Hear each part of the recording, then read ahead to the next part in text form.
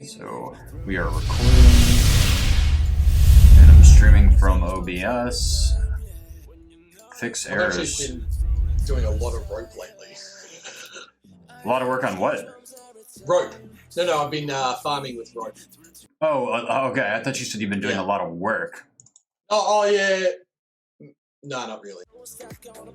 Oh, this is blowing up, Ted. You've got some draw, bro. We're looking at about 120 people. Thank you for being here, guys. Weekly Hero Labs stream. We got a special guest here today. He goes by Defi Ted on Twitter, and he hasn't spoken yet, so you haven't seen his face. But you don't look like what I expected you to look like. You know, because your bear's got a suit on it and everything. You know, I thought you were going to be an older guy. Well, I mean, I am 36, so, relatively old, young at heart. I've recently gave up wearing the suits for a long period of time. 15 years actually in a suit, so I'm done with those for a while. But the bear in the suit definitely represents who I am. I'm that filthy mouthed in real life. I really have no filter around what I say or how I act, and living in a corporate world just wasn't for me. So I'm really glad to be here in decentralized finance. So I mean, you're pretty much like living the dream right now because like you said, you had a 15-year job, wearing the suit, and you found yourself in a position, and a lot of crypto folks have found themselves in this position. So I'm sure there's going to be people out there that are trying to get where you are, and then people that have done it too. But like that's a big deal, and to be able to kind of have that financial freedom and to feel like you're exposed enough and knowledgeable enough and successful enough in a field to where you can kind of just capture like your dreams, and you can kind of take care of your own finances and work from home. And yeah, it's been great. So it's not an easy position. I'm not like a lot of the normal crypto folk that go out on their own. I've got a young family. I've got 2 kids. I've got an 9-month-old and a 5-year-old, and a family to support. So this crypto journey, it's been about 3.5 years, and it's been it's been a ride really, but it's been more so than that, it's been tough. I mean, I started at the very kind of middle of that bull run in 2017. I definitely didn't have the knowledge back then to cash out when I should have.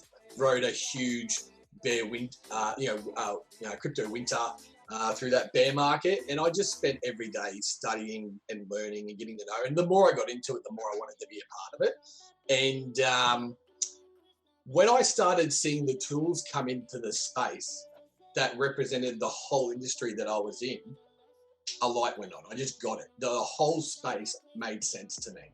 And all of a sudden, the things that I was looking at, like proof of work coins, proof of stake, and looking at those nuances from still back in the 2017 ICO days to actually seeing these fundamental decentralized financial tools that legacy finance has today that anyone can get access to, made me realize very quickly that this was a space that was going to. So what you said you got into crypto in like 2017. What was the original motivation for that? Like, how did you find out about crypto? Like, what were some of the first coins you bought? Like, so look, I found out about crypto. I was actually on a 5-week holiday. I was literally at the back end of my last role. I used to work for GE, General Electric, GE Capital. I finished there after a decade or so. I wanted to have a bit of a break, bit of a sabbatical. So I started getting into some investing. I'd made some good money in Australia on some legal cannabis businesses. And at the same time, the crypto craze was all there, and they were probably having very similar gains in regards to how quickly they were shooting up. So you're seeing 10x returns in the medical cannabis space as well in Australia and the US at that time. And I went, well, maybe I can roll some of these returns into crypto, which I did, but unfortunately they never came back out into my bank account. So, lesson learned. But that's actually how I found crypto, was for the money like anyone else. And when I got here, I learned so much more than just money. I learned fundamentals of what money versus currency is, how to value things properly, what value really is to me. And the funny thing is that since finding cryptocurrency, they call it a degenerate, casino basically. but my whole outlook on money and how I use my capital today is so much more conservative than it ever was. So how did you get your introduction to DeFi? Because I don't know if a lot of people know this, but Ted was probably on this DeFi bandwagon before the majority of folks, and made connections with a lot of the guys that are kind of at the forefront of this DeFi degeneracy movement. What was your first like DeFi coin? For me, like it was Ren, and I didn't even know because the funny thing is in 2019 we used to joke about how DeFi was going to be the next big narrative, just like we joke about for a while that security tokens were going to be a big narrative, and I still think they might be at some point. But I didn't even know, or I wasn't even able to grasp, even though Ren was one of my biggest bags. I didn't grasp like what was coming, and I didn't grasp like while Ren was like a piece of this whole DeFi movement, I didn't understand that, like you were saying earlier. I mean, DeFi is really about bringing all of the tools that exist in traditional finance like over to the blockchain space, and decentralizing them and trying to make them better and pushing the boundaries of all of this technology. So like, what was your first, kind of DeFi coin? Did you have an early runner that set you up really well for this DeFi season? And yeah, I mean, look, I think when it comes to, especially with narratives, it really pays to be involved, or at least have a large circle of influence that you listen to, and not within a bubble space. So don't just listen to Bitcoiners, don't just listen to ETH, Maxis. Have a bit of everything. Have an understanding about how the whole cycle's going. Look, I follow Alex Saunders a fair bit on for his educational stuff. Because he's Australian and I'm an Aussie, he has a weekly segment on the Australian housing market, the economy as well, which I particularly enjoy. And out of the back of that is a whole section on cryptocurrency that he goes over. And Alex was very bullish on synthetics when they first changed over from Haven protocol with Kane Warwick over to the synthetics platform. Now, I didn't jump on synthetics at that point at 4 cents or 3 cents or whatever it was, so I can't claim 160x return. But it did make me research them a little bit more. And once I understood what synthetics were doing, I started saying, okay, well, if there start to be a few more come into this space and want to look at these decentralized kind of derivatives platforms and exchange, the way that they're doing their exchange, then I'll be more interested. And then we saw in, I think it was September last year, Aave, Lend announced their change to Aave and the restructure of their platform. And that to me was kind of the start of, okay, DeFi's coming. They really seriously want to start to see this lending, this lending and borrowing. And it makes sense because that's exactly how legacy markets work today. People borrow money with other collateral to make more money. That's just how it works. So they were just bringing over those tools that don't exist for retail right now. And then you saw the likes of Compound starting to get some traction, and they didn't have that. They didn't have their token at the time, but they were opening up the network. Nexus Mutual were launching their platform, and I was like, insurance, finance. This is all very much starting to come to fruition.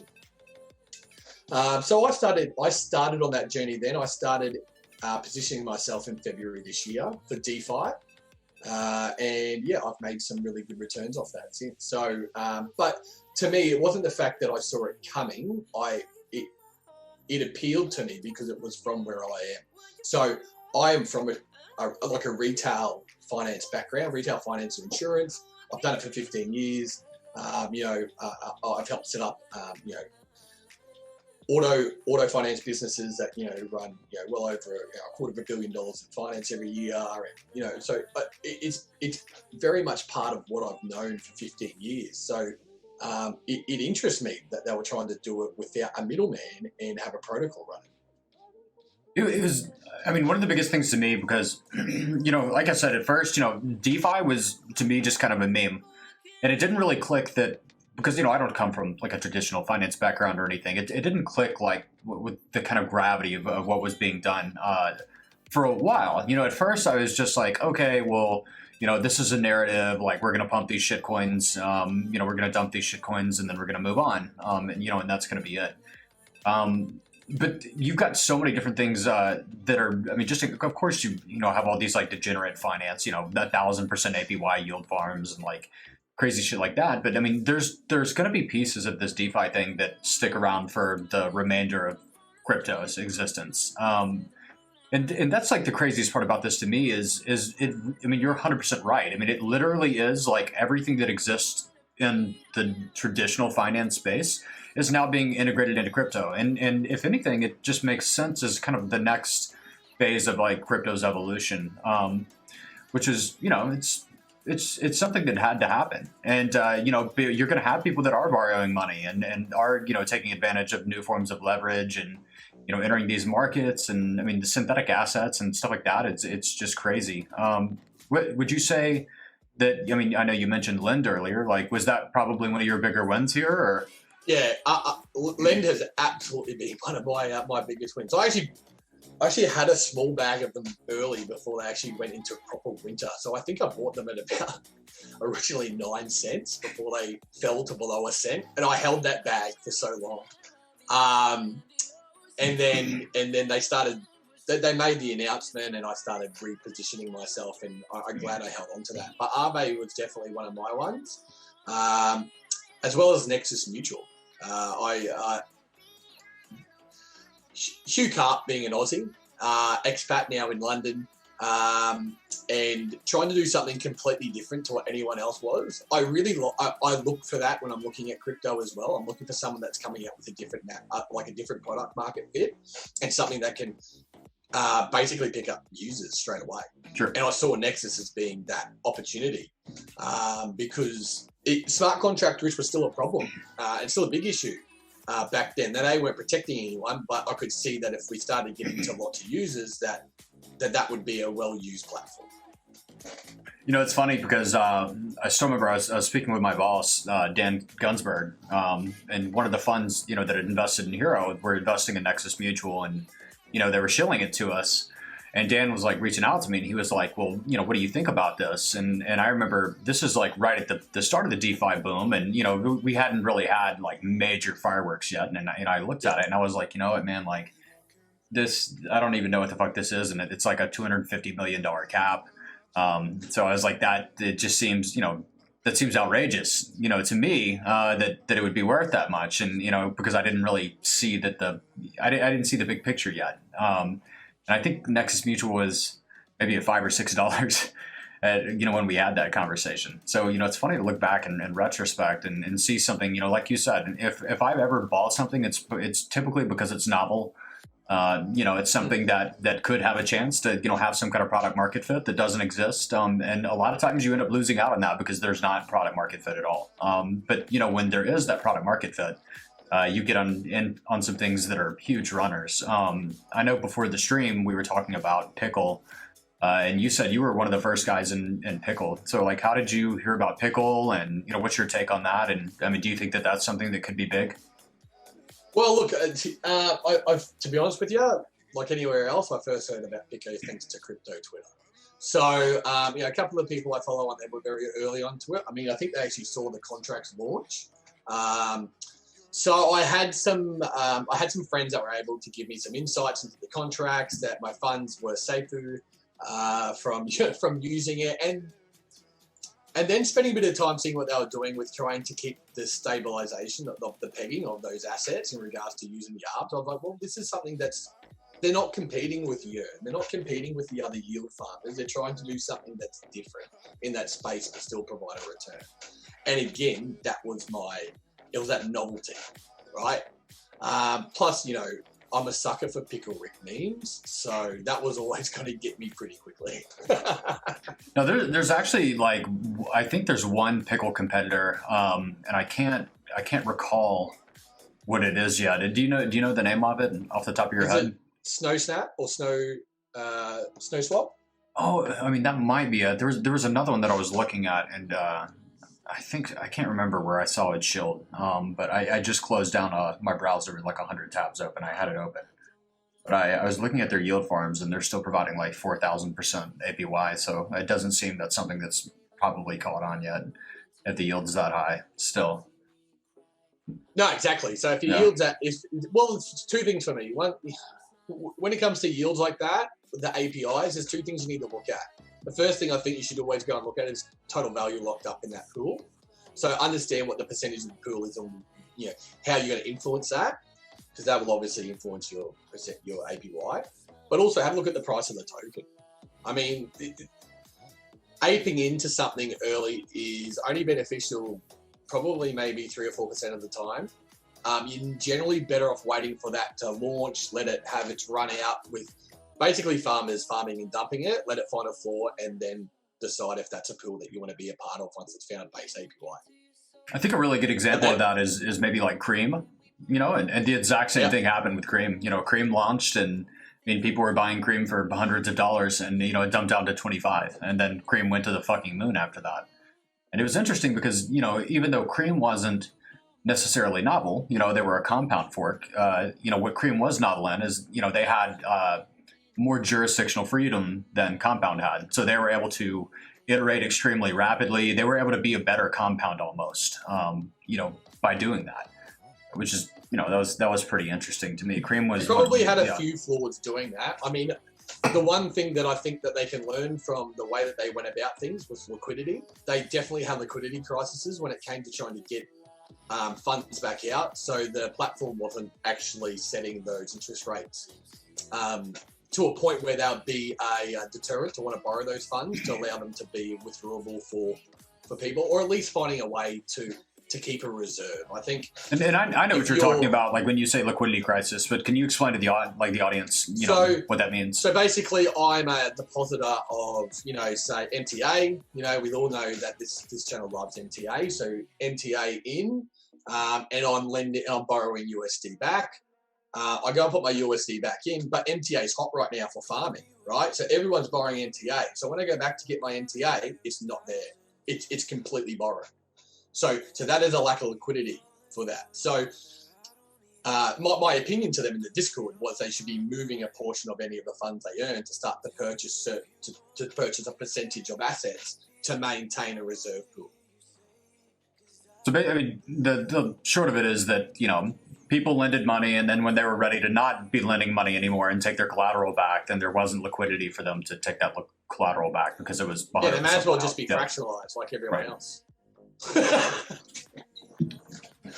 Pretty much.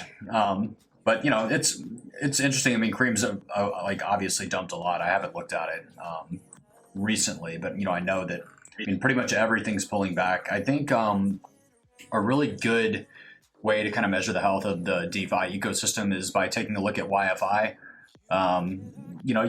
It's pretty much like, in my opinion, it's a representative or it's a representation of the ecosystem as a whole. And I remember I was talking to you about EMN, via DM, and we were both like, we're about to get rich on this. So like, this is going to be great. And of course, as everybody knows, the rug got pulled on that. I think we mentioned that we were just both 2x at the time. Well, we were pretty happy. Because 2x, when there's that much hype going around, and it's an Andre product, and everybody's like going crazy about it, and the next thing you know, it like, because I truly thought, because I understood that the bonding curve itself wasn't necessarily that steep, but it was artificially inflating the price of the bonding curve because people were burning that supply for those other assets, and I saw. That was the brilliance in it. I looked at this and I was like, this is a brilliant Ponzi, and like, I know when Andre designed that he knew that's what was going to happen. And he knew that even though the bonding curve wasn't that steep, that, it had the potential to increase a lot and give people a really, really nice return on that. I've got my own opinions, of course, about everything that happened, and I don't necessarily think that there was any malintent there, but I also don't think that that was a test or something that wasn't like, I think that was the real thing, and I think that it would have been the real thing if nothing had happened with it, and it sucked getting half wrecked, because when I saw, and I think it was the same like for everybody else, and some people were more responsible, but I saw, hey, Andre's like releasing the first thing since YFI. And he's still Andre, like, this is going to be hot. So, I went in bigger than I normally would. with things like that. And so, my half wrecked, even though I was half wrecked, like it was a lot of freaking money compared to what normally half wrecked would have been. It was still pretty wrecked. It was still pretty fucking wrecked. Even after getting a hardwood a new laptop. Yeah, even after getting Hardwood a new laptop, which, I actually did send Hardwood money for a new laptop. So I hope he spends it on a new laptop instead of like some grinder fetish stuff. But, that's to be determined. This isn't, like I said earlier, this isn't Oprah. So you guys stop asking me for a fucking laptop. Hardwood is a buddy of mine. I think he's hilarious. I just remember, on literally every one of my posts, he was showing up and commenting that he was gay. And finally I was like, who is this guy? And I thought he was just some buffoon until the whole sushi swap drama occurred. And he wrote like a really insightful thread, about responsibility and the whole situation. And that I gained a lot of respect for him, after that thread, because I realized that he's actually, a super intelligent guy, and he probably knows more about what's going on than people realize. But I mean, he's become like an integral part of this whole like DeFi community and movement. Everybody was putting him forward, to be a multi-sig signer for Sushi Swap, which became a meme in itself. And I know he's basically the inverse brow of equality. Yeah, he is. He's the inverse brow of equality. So big props to Hardwood. He is super smart. These guys are saying he's working a lot on Once, which is a project that one of my buddies, Fomobi, is making. I haven't really had much of a chance to look into it yet, but I know that they're doing something with NFTs. So it's definitely something I'm going to be checking out, especially knowing that Hardwood's working with them on it. I'm sure that there's some interesting things coming. But yeah, anyway, so let's go ahead and move on. You're talking about like Pickle, and one of the interesting things to me about Pickle, and I didn't get into it as early as you did, although I still remember I saw Pickle, and I didn't even click on it because it was called Pickle. And at that point, I was like, all these fucking food coins, man. Like, I'm just fuck all that. Like, I'm not buying any food coins. Like, because food coins were just a ticket to wrecked, and it didn't matter what it was. If it was food, it's getting shit on. And I didn't realize until, later on, when the same investors in Hero actually, were talking to Dan and I again, and they were like, hey, remember when we told you all about Nexus Mutual? And, we were like, nah, like, that's stupid. They were like, well, you seriously, they were like, we're not going to show you our backs too hard, but you should seriously take a look at Pickle. So I was like, okay, fine, fuck it. I'm not gonna not look at what you're talking about again. So I went and checked it out, and I was like, okay, this is really fucking cool. And I think I bought my first pickles at $25 or so, or something like that. So I'm not participating in any pickle yield farming or anything like that. But one of the really interesting things about this to me was that they're going to be using flash loans. Later down the road to as an extension of the protocol to bring these stable coins to peg. And I don't know if you guys understand like how liquid these stable coins are and how big these flash loans could potentially be. But I mean, that could be a huge, like major source of revenue for the project. I mean, it could generate a lot of money and profit. They could basically just be an art bot, basically. Yeah, that's literally what it is. An investor group. Right, yeah. So and using the flash loan is something that's only been around this year, right? So it's not something that's been around forever in this space. So to me, they're still working out how to use it, to its full capability. I'm seeing plenty of ARBs at the moment, but I see a lot of ARBs at the moment that are ARBs just for ARB's sake, where the gas fee has outpaced the return. So you've got to make sure that the return is there. Don't be trying to drop a flash loan at 500 Gwei, trying to get maybe a couple $100 return. Chances are that's gas. Right. So but it'd be interesting to see how they use the flash loans moving forward. How often they what's your understanding? Because I'm sure most people probably don't know what flash loans are. Like, so could you go into a little bit of detail about flash loans and because I mean, just to preface this, guys, a flash loan is a very powerful tool. It was actually what was used to exploit EMN. And, the guy could have done that without a flash loan, but he would have had to have those millions of dollars of capital at his disposal already. So this allowed him to leverage up from he had 10 Ethereum in his account. You're talking about leveraging up a $4,000 account to 8 figures, and it not being a problem. So I'll let Ted tell you guys about flash loans and. So right now, if you were to do that leveraging that, Messi was just saying, you need to obviously have a position of that. So, you're going 10x, you need to have 1/10 of that amount to make sure that you can leverage yourself out that far. When it comes to a flash loans are able to be drawn on and repaid within the same block, which means technically in that time frame, it's as if it never left where you borrowed the money from. So a flash loan is basically borrowing, say, 10 million DAI from Aave, making a conversion potentially at curve where there would be a difference in the value of DAI to one of the other stable coins, and then finding another difference somewhere else, and then repaying that loan within the same block. So there's places like Furu Combo that are a kind of a money Legos building block where you can build these blocks up and execute in one order, and you can do them yourself. I don't know if you've ever used Furu before. Messi, No, I haven't. But we'll talk about like the whole money Legos concept earlier. Because I think that's an interesting direction to go in. Yeah, so look, it's a very handy tool, very user friendly from that point of view. Once you get to know how to use a few, but it's just settling within the same block, right? And that's all a flash loan is. It allows you to borrow, pretty much anything that's available as long as it's repaid in the same block. Now, the beauty of it, if you set one of those up, right, and you execute it, and for some reason in the transaction it fails somewhere, it's not like you're on the hook for 10 million bucks, right? It just fails. So it either executes or it doesn't.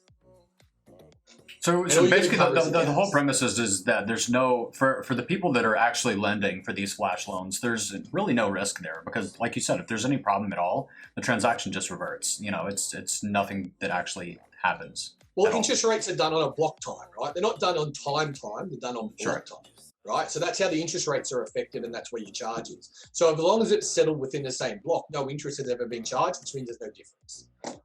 So why would somebody be a lender for flash loans? Is there a flat rate fee for that, or like what's the deal with that?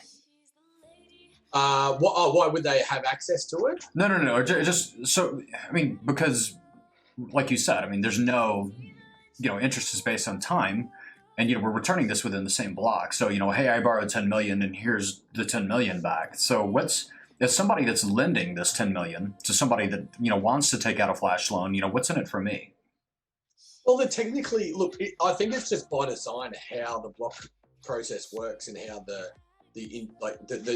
interest and fees and everything else is built on top of that loan is executed. Sure. Because everything's done on a block time. It's just it's kind of the result of how that's kind of put together. So it allows you to have that time within that block to execute that. So at the end of the day, that person, or so say I'm Aave, right?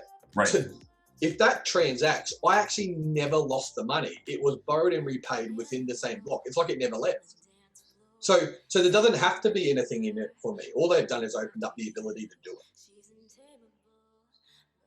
That's certainly interesting, and it's I'm curious, where, like, the people that are allowing their money to be taken and used in these flash loans, I'm wondering, is there a platform that they're using, or are these just super smart guys that are like running their own full nodes? Smarter than me and you. Yeah. To be honest with you, there is one of the guys online, Julian the two, I think he goes by. It's not his real name. And he runs he actually runs, I think he runs a thing called Rect HQ, which are like stories on, wrecked situations and so forth. But he actually performed the first flash loan in existence at the start of the year. And he runs a thing called the Flash Loan Boys or something like that, Flash Loan Gang, whatever it is. But I'll happily reach out to him to see if we can get a bit more of a better understanding about how they're put together from an ELI 5 perspective, and see if we can share it with everyone else. Yeah, that would be super cool, because I think when you're looking at traditional finance, I don't even know if a flash loan is something that can be replicated there. I think this is something that's unique to crypto, and it is a really big deal. Like we saw with the EMN exploit, where you had a guy that was able to leverage up 8 figures and drain this contract. And the process happened in a block. It was just gone. I still remember, I thought it was just a bug in display or something at first. But because I kept looking at the amount of money, and I saw that the contract had went up to about 16 million, and then some large whales were selling off, and it went back down to about 11 million, and I was like, okay, like we're gonna bounce here, and we bounced. We went back to 16, and I was like, okay, we're moving into new highs territory, and then the next thing I knew, that shit set like $400,000, and I was like, wait a fucking minute. Where'd that go? What's going on here? And then somebody was like, yo, check Uniswap. And I checked Uniswap, and I was like, holy shit, like this just lost 99% of its value. Just like that. Flash loans they're not available in Legacy Fi. They are unique to the crypto space, and they're pro and con, right? So they have good to them, where you allow just a trader like you or me to find an ARB opportunity and lean on that liquidity to be able to take advantage of that and pay ourselves and balance up the books on another maker-taker situation. Or there's the nefarious that are absolutely using them to exploit smart contracts. So I think we've seen that in a BZX. Oh yeah. That's what happened as well. So and I think there was another one on maybe. No, I don't think it was Balancer. Balancer, the Statira one, I think was just because it was a highly deflationary asset in a pool. So, but flash loans have been both for good and evil, unfortunately. I'm sure they'll continue to be too. It's a very new tool, and like we were talking about. I mean, we're talking about super high IQ dudes that are taking advantage of this and doing this. I'm not a quant, mate. I'm not Sam Bacon. Right. Yeah. So I'm not here jiggling myself off my chair or anything. So I wouldn't be able to do that. But I'll definitely reach out to Julie and see if we can get some better understanding. Yeah, that'd be awesome, man. So I mean, you're talking about like DeFi Legos, and I'm sure that's something that people have heard about. I mean, there's even like projects called like Dego and stuff like that now that some of my friends are in, and I'm not quite sure if they're building on the actual DeFi Lego concept or if they just thought it was funny and decided to make a project that's DeFi with a Lego theme. But what exactly are DeFi Legos? And what can people do with these DeFi Legos? What can you build with it? Yeah. Okay. So the DeFi Lego terminology, I think it really just comes from the fact that when someone builds so you got your Ethereum stack, right? And then someone builds a new application on top of that, what we're finding is that then another dev can come and build on top of that, and then they build on top of that. So you find that they kind of interconnect with each other as they go along. So a good example is we've got Ethereum, Curve is built on Ethereum, and then you've got Yearn Finance that leans on Curve, which is on Ethereum. So you see how that's kind of, you're starting to stack up the Lego bits that way. And then we're going to see Web3 come on top of that as well. So there's another level to your money Legos. And that's kind of where this comes from. It's just the stack on top of stack on top of stack. And then when someone makes something new, they can come and build on top of it and connect it all together. So that's the terminology. It's got nothing to do with actual Lego.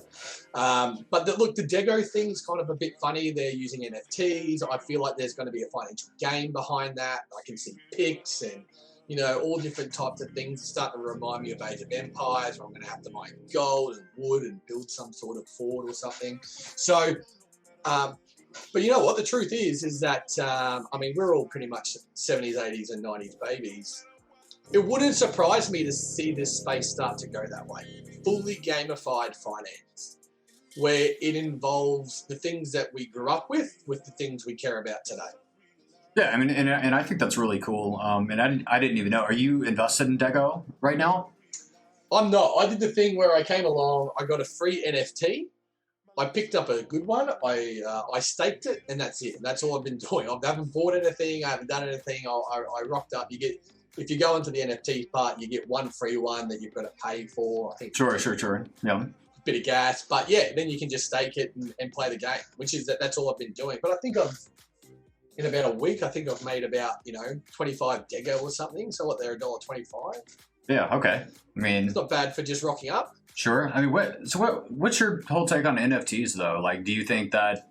I mean, is that because a lot of people, have said that the whole DeFi movement was like pretty organic because when I had a friend that explained it to me very well very early on. It's one of my buddies. His name's Albert. He's building Stakehound, which allows you to basically tokenize staked assets. It's and there's a couple of people that are working on this, but he's one of them. And his whole take is it's more of a centralized approach. It's not a software controlled approach, to where they're having like institutional custody solutions. And they're going to allow you to, I mean, let's say that I'm baking Tezos, and that Tezos has, an inherent return to it. So, or maybe I've got something else that's bonded, which just so the people in the audience, if I'm staking something and, it's bonded, I might be on a voluntary lockup period. For example, I'm staking some MTA right now, and I've chosen to stake my MTA until 12/31 of this year. Well, what that means is that I can't sell that shit. Like I'm stuck with it. So, I mean, there's like a time commitment there. But a lot of these new protocols are going to allow you to actually trade those assets that are currently staking. And I would suppose that, there's some kind of maybe a value add, because those assets are staked and they're generating return, and you can trade those returns and stuff like that. I'm not really sure, how that's going to end up going. But I was asking him about DeFi very early on because he's got he was on the NIM Foundation way back in the day. He's been involved with Radix DLT, and he's typically on top of a lot of these things. And he said, well, Daniel, like this is so much different than 2017 because in 2017, we had all these ICOs and shit, and everybody, was saying, there's a $1 trillion addressable market for this, $1 trillion addressable market for this. But this is like the first thing that has been developed for crypto, and we have an immediate product market fit, right here.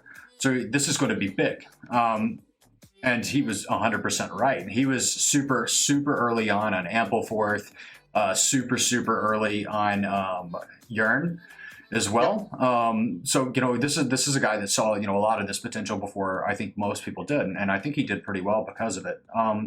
But a lot of people say that, while DeFi was easy, it had this product market fit, it seems, that this whole NFT thing is kind of forced to where, people are shilling these NFTs and, this and that. And while maybe some of them have value, like you said, just in terms of the gamification of finance, making finance something that's fun, making it something that's accessible for everybody.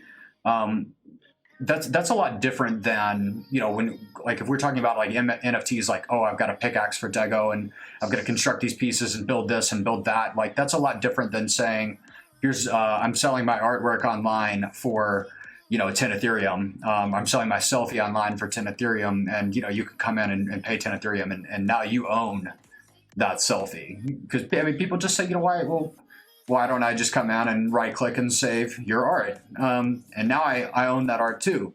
Well, you don't own the original, but okay. At the same time, you do own the original because it's not, like the Mona Lisa is the argument that a lot of people use, The thing is about the Mona Lisa though is, if I buy the Mona Lisa, it's 100% original. It's rare. You can try to copy it. You can try to print it, but it's never going to be the same Mona Lisa. It's not going to be as old. It's not going to have the same brush strokes.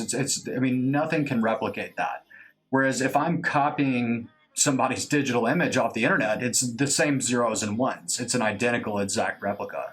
So, do you think this, in terms of, NFTs in general, do you have any opinion on where they're going to succeed, where they're going to have staying power, what's just a fad? Are there any investment opportunities in the NFT space that you think could end up paying off?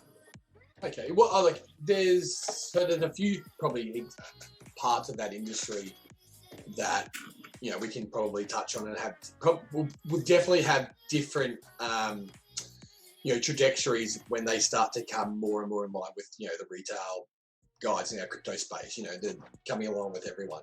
So the first part of it is the art. So let's start with art. I agree to a point where, kind of what, I had to go at Peter McCormack on Twitter not long ago. He was saying, I took a photo and I basically just like fanned your dick. But then I kind of thought about it. I was like, you know what? In a way, he's right. I can take that. If they're going to sell these NFTs as art, there needs to be more to it than just, we snapshot this and go, hey, Messi and Ted were on a stream together, come and get an NFT collect memorabilia for 10 What do you fucking do?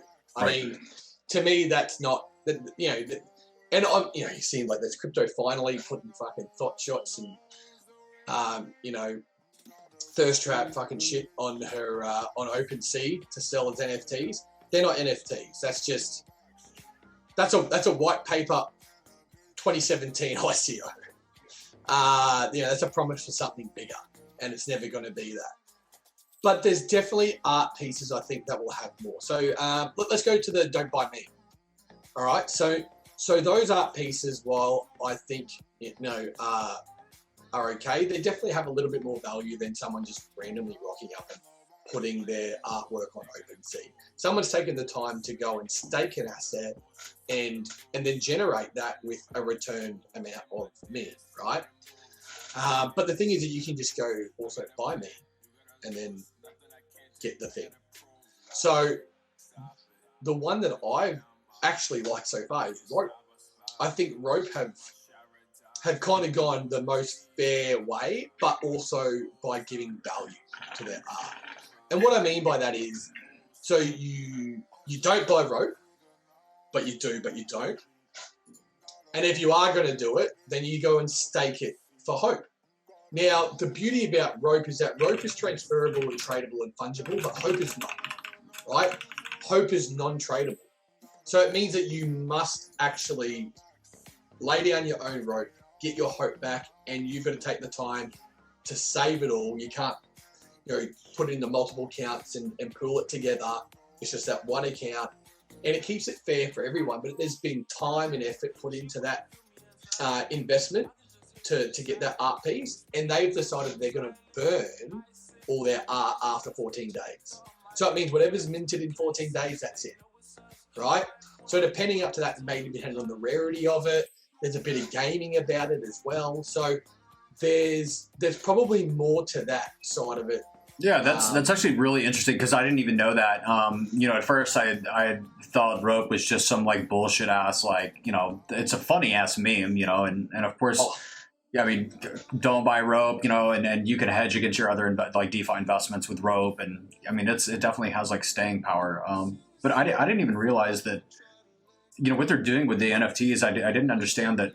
Like you were saying, there's like a gamification to it, to where if the asset's going to be burned, in 14 days, then maybe you get really lucky and you farm something that ends up being popular, down the road, and now there's a super limited supply, which brings that kind of scarcity element to it. But that's interesting because then you can speculate on, maybe people aren't paying a lot of attention to this over here, and everybody's trying to get this one, but that means that this is going to be abundant, this other thing's going to be rare, and you never know what might end up being worth something. Well, the way I see it, so I look at it from kind of what are they trying to appeal to, yeah? And it appeals to me as an investor because I can see what they're...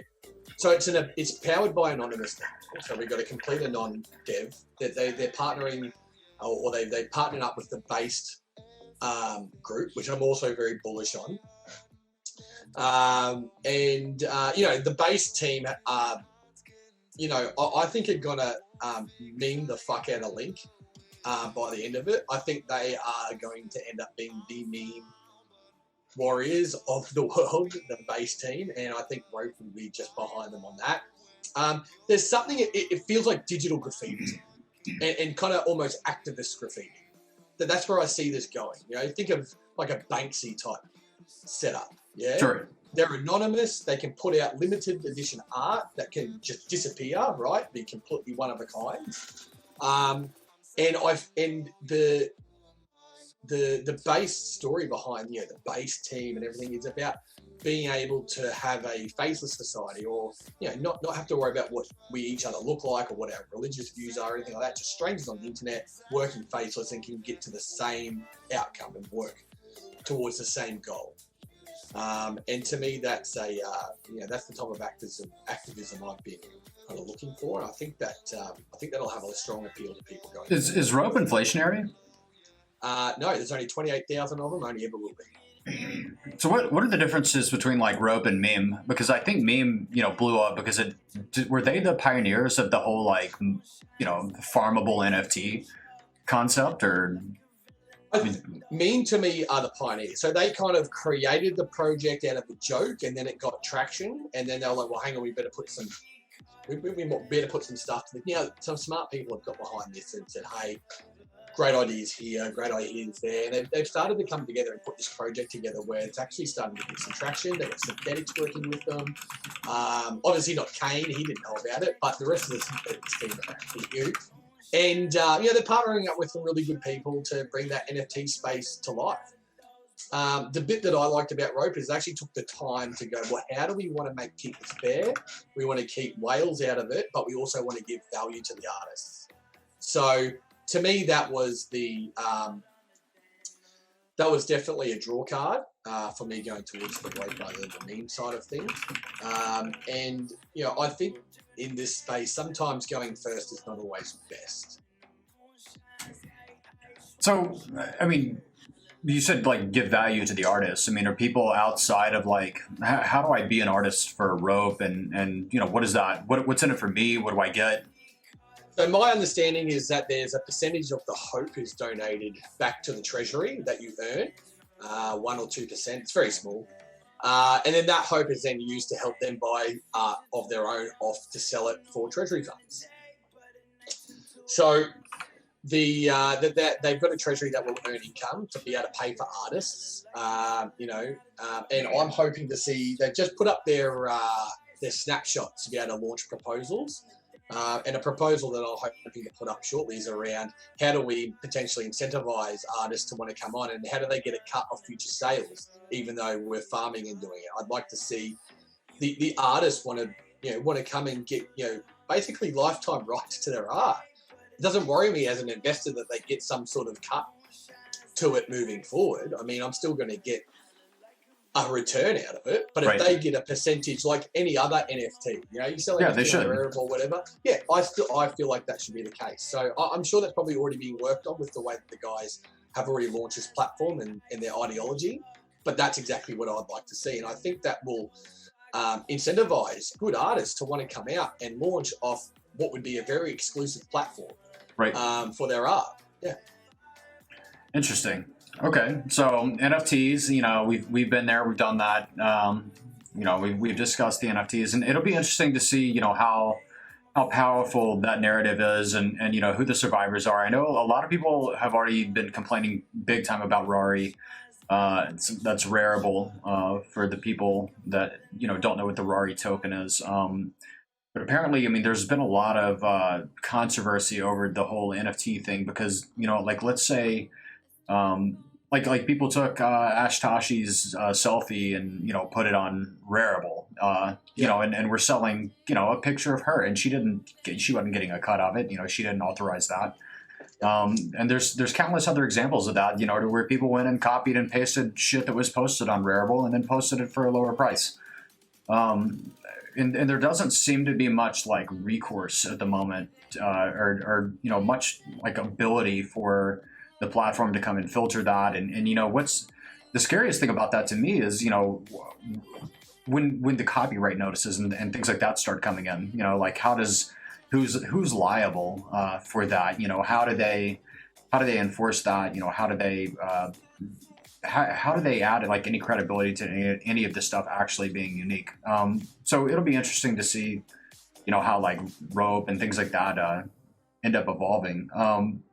I wanted to talk to you some more about because something because you were in the audience in the last stream, and you had mentioned that to me that you were a big Haka guy, and that's something that I've put a big bet on too. And while the price has been declining, can you explain what Haka is? Because a lot of people, and this was myself, and thank God it was, because it's wrecked relative to where it was the first time I saw it. The first time I went to Haka.finance, I was like, what the fuck is this? Like I didn't get it. It looks silly. It's got the little samurai ninja dude on it. It doesn't look high tech. It's got flowers and shit in the background, and I started reading a little bit about who was behind Haka. And you literally got, and I've called him the Asian Andre before. And Andre is such a valuable member of the DeFi community because Andre thinks differently than most people do. And Andre, when you invest in something, you want to know that the guy behind it is going to have, these unique ideas, and that he's going to be able to introduce, more novelty to the project as the project progresses. And Ping is definitely a guy that can do that. And I think he's made several innovations. One of those being black hole swap, which is extremely low slippage trading on some stable coins. I can't remember exactly which ones it was, but I mean, those innovations were later carried on to Cream Swap and something else as well. But I saw, that Andre had shouted him out on Twitter, which, is rare. Andre doesn't really shout anybody out. And, I don't want to deify Andre too much, but, you've got to give credit where credit is due. I mean, he's brilliant. And I think if he says, that somebody else is brilliant, and his comment was that this guy has been doing DeFi before anybody else even knew what it was. Just to show people, I mean, this guy isn't a trend follower. This guy's a trend starter, and maybe even arguably did a lot to start this DeFi trend. So what's the deal with Haka? What is it? Why would the Haka token ever have any intrinsic value, et cetera? Shill our bags. Let's get on with it. Shill some bags. All right. So the Haka finance protocol is more than just kind of rocking up to a to most protocols. I mean, you got Synthetics, Aave, Cream, they do a very singular type of process. They've got the one protocol. You rock up to their site. You can kind of do it all in the one area. They're either lending and borrowing, or they're doing one or the other. Haka itself is a suite of protocols governed by the one governance token. So there is more than one protocol to use on the underlying Haka governance. So you've got the first one, which is your black hole swap. Now, for those that don't know what black hole swap, it is a decentralized automated market maker. It's designed for stablecoins, so very much like Curve, but on a much tighter curve. So they're saying that the slippage is going to be a lot or next to none through their black hole swap on their stable coins. Now, I believe their stable coin swaps at the moment are only DAI and USDC. They haven't extended out to anything else yet. But that's been moving along quite well. I mean, their total value lockup seems to just be creeping up and up and up. So there's definitely, people are seeing the value in that. I think the Haka returns with black hole swap and Haka are definitely kicking curve at the moment as well. So if you've been onto that, then you've been doing very well.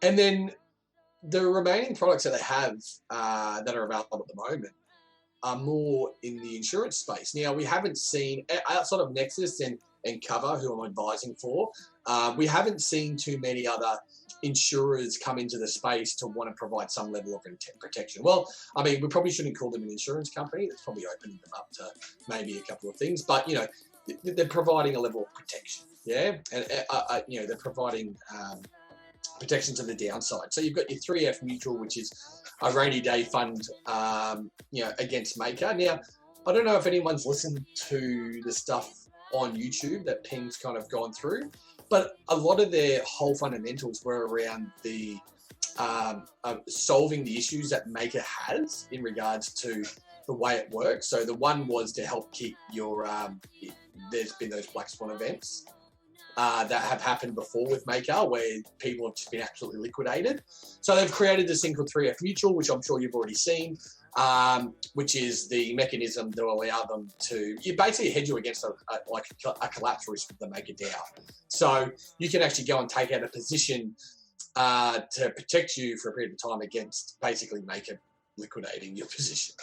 So if I think about, the COVID thing, I mean, if Trump dies all of a sudden, I'm probably going to want that 3F Mutual cover at the moment. I feel like that would be a black swan event for the markets, right? And then they've got another one just about to launch called Tokenizing CDP. Now, to me, this is new. And these are some of the things that I think that Andre talks about when he talks about people who are thinking differently. Now, this tokenized CDP thing's been, the thought process has been around for a while. So it's a collateralized debt position, but it becomes fungible, right? So what that basically means is that they don't use Maker in this regard, okay? They lean on Compound or Aave. and they allow you to basically take out a collateralized debt position with them, and you pool your collateralized debt position together. So what that basically means is that if I was to supply, say, 4 ETH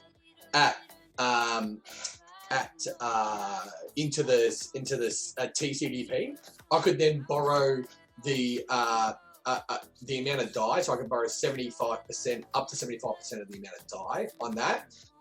And then they would keep that collateralization ratio as a TCDP. So I'd have my DAI and my collateralization ratio. Now, if I was ever getting down on my collateralization ratio, because that's now a fungible asset, that's now an ERC20, I could technically someone could have created a market and I could get more of that CDP instead of having to rejig it myself.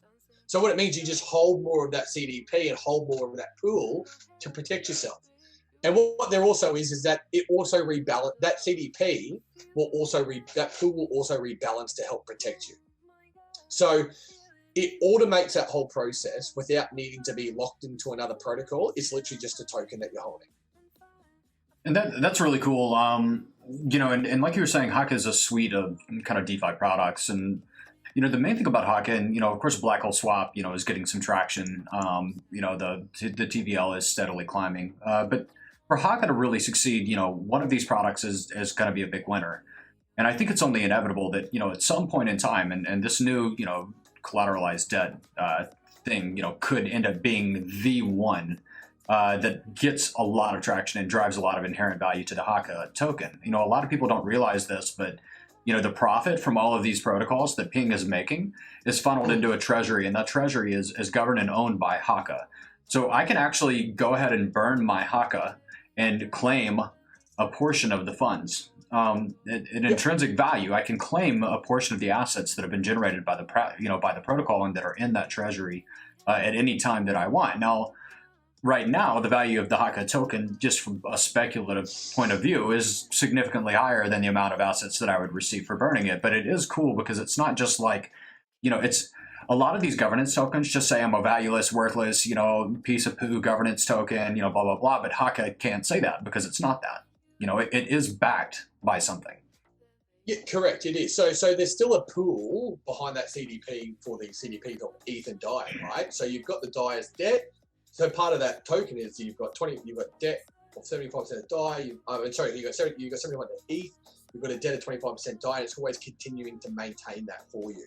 And you can trade those if you need higher or lower position.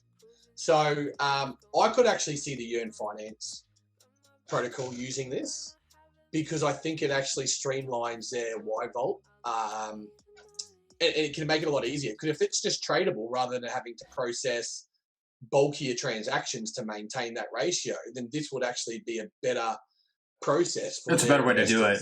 And all I'd say, shoot, if Yearn picked that up, the amount of value driven to Haka would just be freaking outrageous. Well, it wouldn't surprise me if it happens. Andre's spoken about this platform. He's helped, the Cream team with Haka and Yearn, kind of build in the underlying protocols within the Cream platform to try and make that. I think they're going to try and make that AMM work, the single-sided AMM, the stable credit. So it'll be very interesting to watch Haka, and then they've got just some funny novel products as well. They've got a crypto structured fund that's like a futures fund coming out where you can actually structure a few. Problem is I don't have an English version of it, so I haven't really been able to dive into it too much. Hing, if you're listening, mate, get it. Let's get a translator, man. We're trying to figure out some stuff about this. And then you've got their fee, which is actually the Fulcrum emergency ejection. So if you've got your funds in Fulcrum, they've got an actual tool that will actually eject your funds out of Fulcrum instantaneously, so that you're not locked in there. I know that they've had some problems in the past. And that's just a really cool tool. I heard a lot of the code for some of this shit is already complete. I don't know what the holdup is on deployment, whether it's testing or auditing or, but you can go into their GitHub now and you can kind of see that they're very busy, right? Yeah. Look, I think that's probably one thing that I've probably changed in my investing since getting into DeFi is that the beauty about them now, and you've heard plenty of really good people talk about this in the space, but you shouldn't be going into a project in crypto now that doesn't have a working product. I think that's pretty. It's kind of funny because at the beginning of DeFi, it's almost like, oh, it's got a working product. I'm not interested, you know, in that first phase of the bubble because everything was just straight up, you know, ape in. I mean, people were making 5x's on Tard token and, you know, and Booby token and all this different I mean, those were the days. I mean, anything you bought, I remember anything I was buying like in 2 or 3 days was up 5 to 10x. And it didn't matter how stupid it was. It didn't matter, you know, all that mattered was the kind of narrative that they were putting out. They're like, this is going to be big. This is a Ponzi, you know, but okay, I'm in. It's really interesting because I definitely think we can say that, you know, the first phase of the DeFi bubble is popped. But, you know, I don't think that the DeFi bubble in the grand scheme is over at all. When you look at the .com bubble and after it popped, you have all sorts of things, you know, rose from the ashes of that and ended up becoming, you know, significantly larger than they ever were. At the first peak of the bubble. And I think that's kind of where we are now. You know, like you said, you're only investing in things that have actual products. So it sounds like you've shifted to more of like a long tail investor's mentality to where, you know, maybe you're going to buy some things right now that could be significantly undervalued. And then that's going to allow you to kind of weather the storm and set it out. And when these things do rise from the ashes, and some of them will, hopefully you have one of the winners that are in there. And, you know, you probably got some significant value from that as well. You know, I'm hoping this MTA bag fucking pumps at some point. You know, 3 Chads, if you're listening, let's get it together. You know, let's get it together and let's fulfill your reputation and, you know, let's put this stuff on the moon. I think if you look at the top 10 in the crypto space now, right, we'll all agree that half of it's shit. Yeah. Oh, and 100%. if we have a look at what the DeFi kind of guys are doing, they've got product market fit tools with monthly average users that are just continually going up, even if it's not as fast as it was before.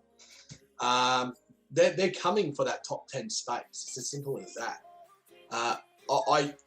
You know, within 12 months, I definitely see the majority of the top 10 having changed out, other than your Tether, your Bitcoin, Ethereum. Fuck, I'd love to see Ripple see the arse end of it, but I doubt we will. It's DeFi is definitely the space. The gaming space is going to be next. Gaming, you know, we talked about NFTs before, and we talk about them specifically in DeFi and art, but the particular ones I'm keen on, the ones that you can have an experience with. You know, I come from a day gone by where I played things like Counter-Strike, and it was like a beta of Half-Life and shit. And, you know, when Warcraft first came out, and, you know, playing Diablo and Diablo 2 and doing fucking runs and making all different items and doing all that. Did you ever run a Mephisto bot for Diablo 2? Oh yeah, Mephisto, Bal, you know, he did all the right ones. So, and you know, I had plenty of level 99 characters. Oh yeah, shit that those are the days, man. I was flogging off, and that it would have been great to have them as certifiably, you know, unique and be able to sell them the way that we're going to be able to do that with NFTs. And if I actually put that hat back on to when I was actually then, I was like, and it wasn't even a big world back then. And I know if it could have been then, it would have been thousands of dollars. Oh yeah. So you've got to put that hat back on now. So I know I've been out of the space for a while. I went away and became an adult for a while, but I'm back. So I think that it's next 12 months is going to be interesting. The Flow blockchain just released theirs. Public auction is tomorrow, 6th of October. Now, for those that don't know who Flow are, Flow have got partnerships with so many licensed brands. We're talking NBA, UFC, Dr. Seuss, Time Warner. Oh wow, yeah. So it's huge. yeah, they're going to release some serious memorabilia online. I mean, I've already been hitting those NBA top shops like you wouldn't believe. And I saw someone mention that I'm a Sixers fan. I can't play basketball for shit. So just so you know, I'm like 6 foot something, but I can't play. And the only reason I wear this hat is because there's a young Aussie there from Melbourne called Ben Simmons. So it's just getting on a train, unfortunately. Wait, so you're saying that there's some kind of NFT thing that's got what Flow protocol? Flow, it's called Flow Blockchain. Flow Protocol and Flow Flow Blockchain. Blockchain are actually two different things. Okay, so he's talking about Flow Blockchain, guys. Yeah. Yeah, so Flow Protocol is a piece of shit. I don't know what it is, but I looked at it and I didn't like it. But yeah, Flow Blockchain. So if you have a look at the that one there, you'll actually notice that they've got a fair few. Oh yeah, I see this. Top Shot, UFC, that's huge. Samsung, Ubisoft. Yeah. Okay, this is some pretty serious shit. So they're having a sale. Yeah. So they just closed off their community sale, their vested tokens on the 1st. They got a public auction that's tomorrow. I think you can still register at the moment, right up until the start of the auction. So if you're interested in that space, this is it. But this is the place where all this is going to launch, right? And they're just going to have so many more games coming on to this space as well. So, I mean, the difference with these Top Shots is I remember back when I was a kid and I was kind of collecting basketball cards. You had your Fiorilci's top decks, all the different types of cards. Well, these Top Shots now, instead of waiting a whole season later to get your favorite player, they're releasing them within hours after the game. This is super cool. This is super cool. I didn't even know this exists. People are saying and they're already expensive. I mean, they're already limited. They only bring out packs. They only last for about a week, and then once they're done, they're burned. So whatever got minted, that's it. Yeah, this is super, super cool. 100%. It's interesting. So somebody said to Google the Top Shot, and I'm looking at it, and it looks like they look like condoms. Are you seeing those? If you Google NBA Top Shot? Yeah. And you scroll down on their page, it shows the packs, and it literally looks like a condom. Connies. It looks like a pack of you call them connies? It's the Australian way, mate. We like to abbreviate everything. Okay, sure. Do you know Bitlord? Are you close to him? I don't know Bitlord. We once tried to catch up for a beer. I used to travel to Perth quite a lot. I'm on the other side of the country. But I actually do know a few of my friends over there that know him or have friends that know of him, and he is that wild. I don't think this is a persona. Yeah, no, it's not. It's not at all. It's not at all. Bitlord was the original raw meat eater. Have you seen the crypto de Medici or whatever the fucking dude's name? He's eating raw meat now, and he's eating raw ground beef. The whole thing was raw, and someone said, "Oh, he just did that and cooked it." I'm like, "No, that crazy mofo." No, he's actually he's people think he's trolling, but he's serious. He is eating raw meat, and not just beef tartare super high. He's eating like raw chuck, like raw hamburger meat. Yeah, I think the furthest I've ever gone is kippy. Kippy's like a Lebanese raw lamb kind of ball, but they have it in sit in lemon juice for a period of time. They've denatured it and stuff like that. And the funny thing is, he's saying that they're apparently cooking denatures the meat and blah blah blah this that. But your stomach acid does the same thing. So if denaturing the meat is removing all the nutrients and shit, well, that's what digestion fucking is. So that shit gets in your stomach, and essentially the same thing happens. So I'm from the beef capital of this country, and funnily enough, I grew up in an abattoir. So denaturing the meat is when you put a rail through their skull. Really? Yeah. Yeah, it's a punch. There's a cylinder and it like a hydraulic cylinder, and it comes out and correct. Yep, that's it. Straight to the temple. Done. Yep. All right. On that note, moving right on. Right. I don't know how we got there, but this is what we live for, folks. Medici. Yeah, definitely Medici. So, I think another thing that we should talk about while we have you here, because a lot of people don't realize you're an advisor for cover. And we've been talking about insurance. Obviously, there's huge product market fit for insurance. And I think even before DeFi can level up, that the insurance space, needs to mature some more. Because you can't, people are like, if you look at yams and shit like that, I mean, people were putting like $900 million in unaudited smart contracts. Like that could have been a way bigger disaster than it ended up being. And I think it's only a matter of time before we do have some kind of like horrific losses, you know, in relation to degenerates putting way too much money in these smart contracts. So obviously insurance is like a much needed piece of this puzzle. The problem is Solidity is Turing complete. There's going to be a lot of like chances to game it and exploit it. And there's a huge lack of people that even know how to develop for Solidity. And an even bigger lack of people that do it really, really well. You know, with MTA, a lot of people didn't realize this, but until early September, they only had 2 engineers on their team. And I believe they've recently hired 4 more engineers, but you know, we were like, well, what the fuck? You know, why didn't you guys have more people before that? And they were like, well, you don't understand how difficult it is to get the right Solidity engineers, you know, and that really understand the code. They're going to write the, you know, high quality code because, you know, you can, of course, copy paste templates from Open Zeppelin or whatever. And, you know, you can do things with Solidity that have already been done and have already been tested. But, you know, when we're pushing the boundaries of this new language and we're talking about, you know, it's not just like Python where if there's bugs and shit in it, like it doesn't matter because there's not an enormous amount of money at stake. Like there's an enormous amount of money at stake, you know, when we're coding with things like Solidity. So for the next phase of DeFi to even happen, I mean, you've got to have a mature insurance space because people are going to need to be able to hedge their risk. You know, you're not going to have guys that have $100 million, you know, that are serious players, you know, that are going to want to put that money in the line without some kind of assurance that if something catastrophic were to happen, you know, that they're going to be able to do something about it.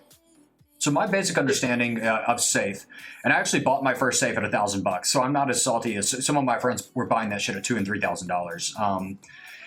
And obviously a lot of shit happened with it, right? And for people that don't know the TLDR, apparently there's this whale who came in and he cornered a certain insurance NFT, and because he did that, he was able to essentially mine all the safe from one pool for himself. He dumped it on the market. He made millions of dollars. And when things got messy and people discovered him, he tried to act like it was somebody else's fault and made a big scene about it and made it really messy. And without going super deep into all the details, that's essentially my understanding of what happened. Now, Safe recently, what they did was they migrated to Safe v2. And what you had to do before October 1st, if you guys are still holding original Safe, you might be fucked. I think I heard something in the Telegram channel, you know, to where if you had purchased it before the date of the snapshot, they might be able to do something in the future with no guarantees. I'll let you comment on that. And also, I know it's insurance and that's why I've got a bag. But what the fuck is this even? You know, why does it matter? Why does the token have value, or is it a governance token, or what is this about? So yeah, look, it will have. Well, look, it's kind of been rolled out the same way. Look, I think that whole narrative around this is a valueless token. It's you know. So taking a step back to the original rollout, I feel like that this was, you know, we've got a young dev here named Alan. Now, Alan's got some great ideas. He's got a really the guys here are building a really good product, and they're well advanced on it, so well on track. Is Alan the only guy building it, or does he have help? No, there's 4. We've got 4 guys that are building this.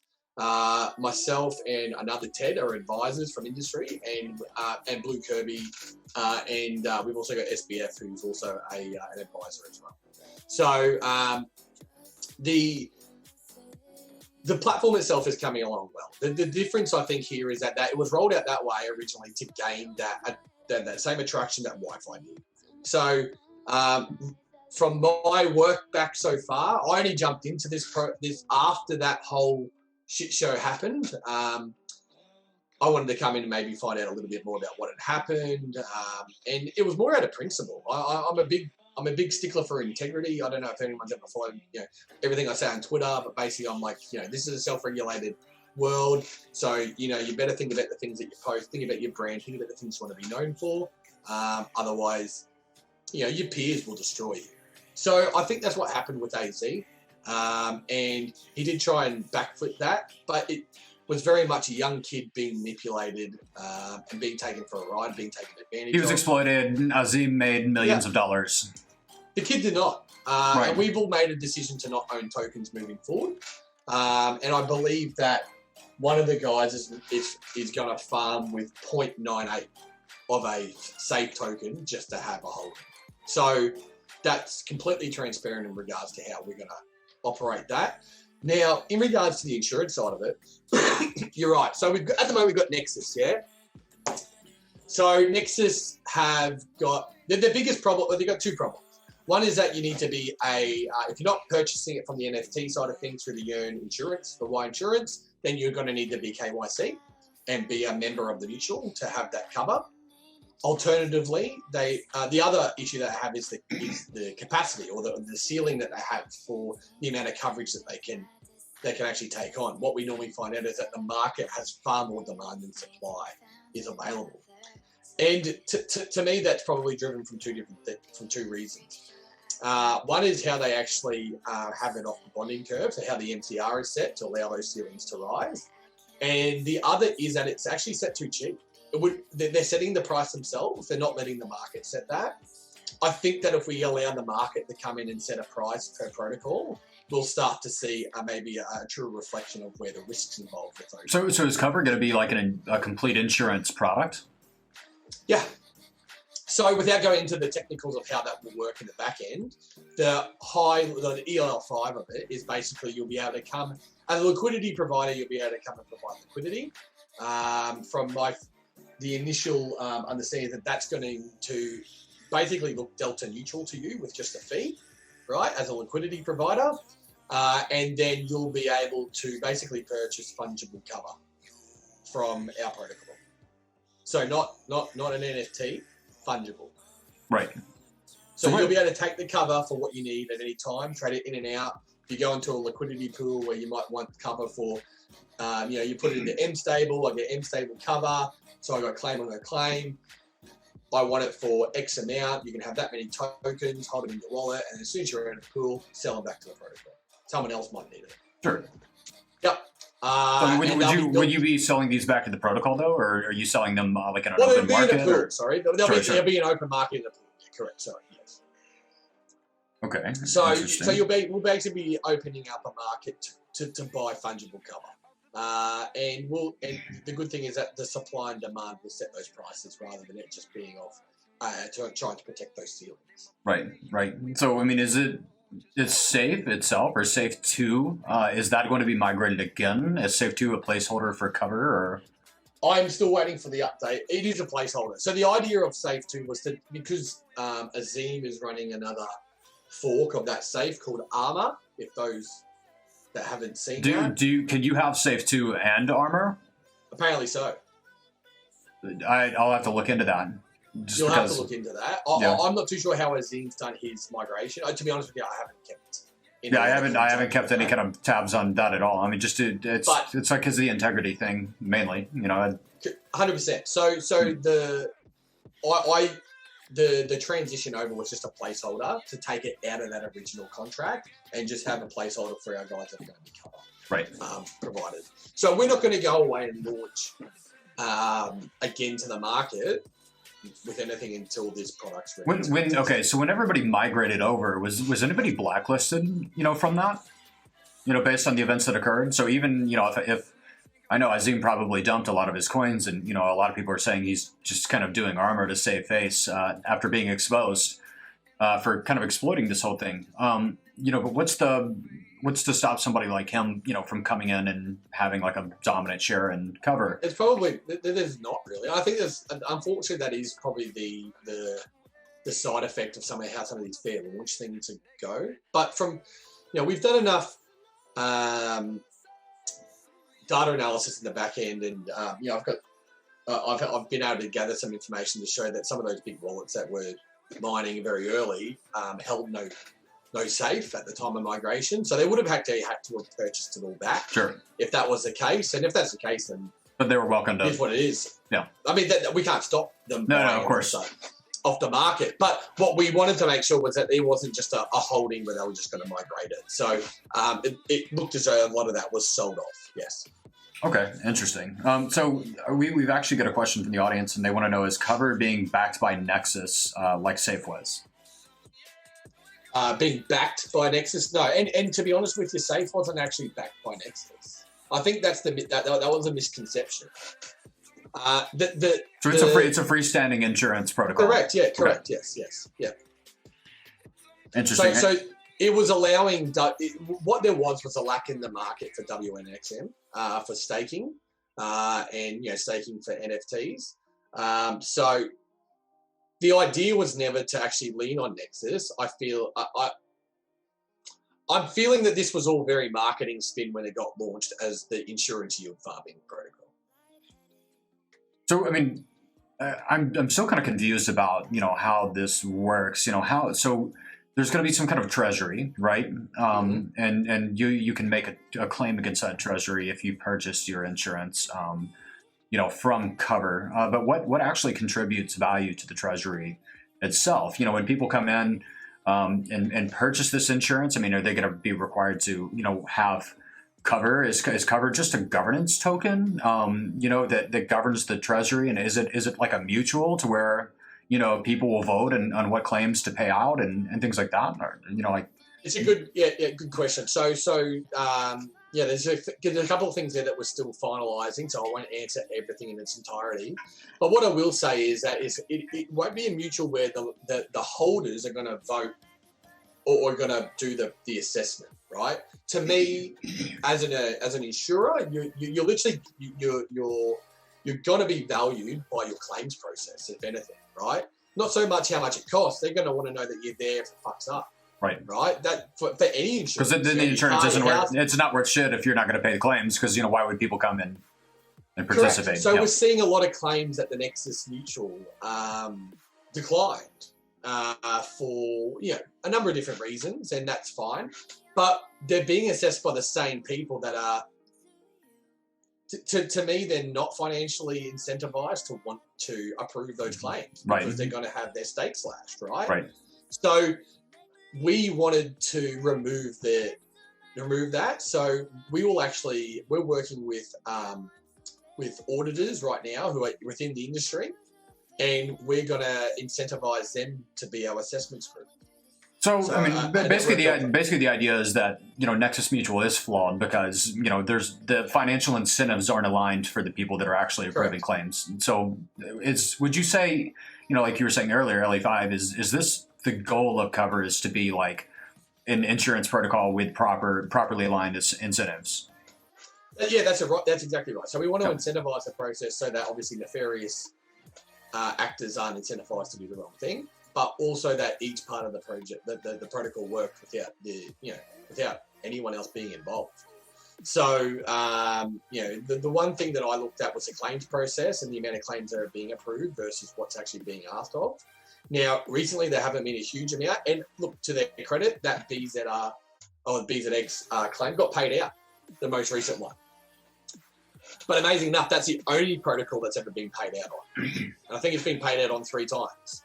I'm curious. So somebody in the audience has a good question, and I think this brings another topic to light. And they wanted to know if hackers could purchase a bunch of cover before a hack and then collect the hack plus the insurance, or even use the insurance as a way to collect from the hack, without being flagged as a nefarious address. How do these decentralized insurance protocols, because with insurance, obviously a huge part of the mainstream insurance industry is fraud. People that purchase life insurance and then kill their husband, or people that that purchase insurance because they know that they're going to collect on the insurance. Is there a way to add any level of accountability, at least at this phase, to this decentralized DeFi insurance idea? So it's the same as kind of saying, people with inside knowledge to, something's going to happen, like a major event, whatever it is, like shorting the market, right? Right. I mean, if you got the information, there's not much you can do about it. So if someone loses an exploit, they're going to come and take advantage of it. all right, and they're going to fill the gap and out the market. Well done to you. But you're right. I like that analogy too. It's the exact same thing as, oh my God, I found a huge exploit, so I'm going to open a giant short. 100%, 100%, and as if you wouldn't do that if you had that information no one else did. We're in an information game here, you know. The more information you have over your adversary is always going to be benefit. You know, it's really interesting because the EMN exploiter hasn't moved any of those funds. No. You know, that $7 million is still sitting there. So you have to wonder, you know, did this guy just do this to teach a lesson and he was really never interested in any kind of financial gain at all? Or is there somebody out there that opened massive YFI shorts, you know, knowing that this was going to damage YFI? And were they planning on collecting, you know, in that it's sense? Probably a little bit of, well, it's interesting that they haven't collected on the 7 mil or whatever it is. Because, you know, Andre's, you know, of course he's been deified, you know, but he also, I think he's made a lot of enemies, you know, as well. I think there's a lot of jealousy around Andre, you know, from other brilliant guys that, you know, just their ideas were never seen or received or, you know, that maybe wanted the notoriety that he had. I mean, I can see a lot of people just wanting to fuck with his shit, you know, just because, you know, there's especially in the whole programmer space, you know, there's a lot of ego involved. I think that people don't understand, you know, that people underestimate. So, you know, I've been watching that address like a hawk, and it's very interesting. It's very because I want to know what the fuck this guy's going to do with my money, you know. And if anything, I almost hope that, you know, in one of these half-wrecked recovery attempts, you know, like I know the Tendies Dove made NME or something like that, and apparently something was fucked up with that, or I don't know. I'm not going to look a gift horse in the mouth. You know, somebody gave me something for free, and I'm just going to hold on to it and see what happens. But you know, maybe the hacker will come in and inject these funds into something like that in the future. I mean, who fucking knows? But well, if you can market buy like $7 million with a hacker, that'd be fucking great. Yeah, I mean, I wouldn't be opposed to that. But I hope he doesn't, because then people are going to think that we're the people that did the hack. So, you know, we'll see. I didn't do it. I don't know. I literally was lucky enough to interact with that smart contract to get burned. Like, if I had just been like at least an IQ point stupider, I'd have my money. Oh, same here. I just because one of my buddies posted about it in a group that I'm in, and a couple of people in my group were able to figure it out and interact with a smart contract. And so I had a bunch of my friends, you know, sent me money for me to, you know, purchase their shit for them, and you know, I sent it back to them. But that was anyway, just interesting situation. I think the thing that we can all learn from this is that Andre is a human at the end of the day, right? Now, for everything that he's done in the past so far, which has been, you know, innovative more than most, he's a pioneer of DeFi. You know, he's going to go down in history as one of the people who set off this whole movement. And you were talking before, it's not easy to find people that know how to write Solidity from scratch. You know, like there's guys that can go to Open Zeppelin or copy code from GitHub and do all of that type of stuff and just do a couple of manipulations. But if you're trying to make something new, they're not very accessible, and if they are, they're generally pretty expensive, right? So he's definitely a pioneer. I can understand why he's getting a bit of God status, But then I also say, you know, one of the things that you should always look at is, you know, who you're putting up as an idol. Some of the things I've seen of Andre's interviews is he is exactly the type of person that he says he is.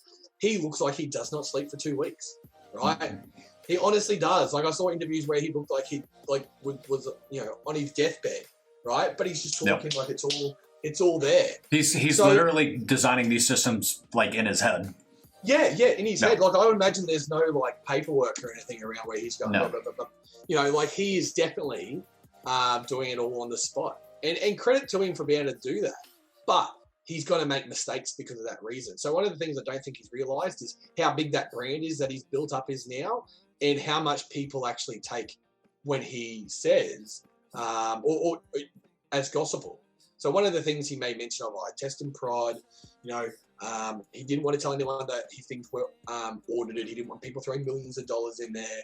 But the truth is that no one listens to that anymore. And we've seen that because of, as soon as the Y Vault was open, there was like $125 million worth of ETH in there. Right. He hadn't given the okay yet. That's just how much his name's worth. That's what exactly, right? And I think there was enough examples in the past that he knew that his name was worth that much. I think one of the things that anyone can take moving forward, if you're if you're designing something and you go on to be like known in your space, or if you've got influence at the end of the day, know that you have it, because by not knowing that you have it and calling ignorance is not an excuse. Oh, That's 100%. like saying, I didn't know that was a law. I didn't know. It's like, well, hang on. If you got 60,000 followers, you know one of them's going to listen to you. Like, so know that. And that's some advice I've given to some guys that have built up a pretty big brand pretty quickly in this space. It's hard, remember, like I still remember because in 2017, I think I had a few thousand followers at the beginning of the year, and by the end of the year, I'd had some level of fame or whatever you want to call it within the space, and 40,000 followers, and at that point in time, I don't think I understood the gravity of having that many followers yet, and you just don't understand that.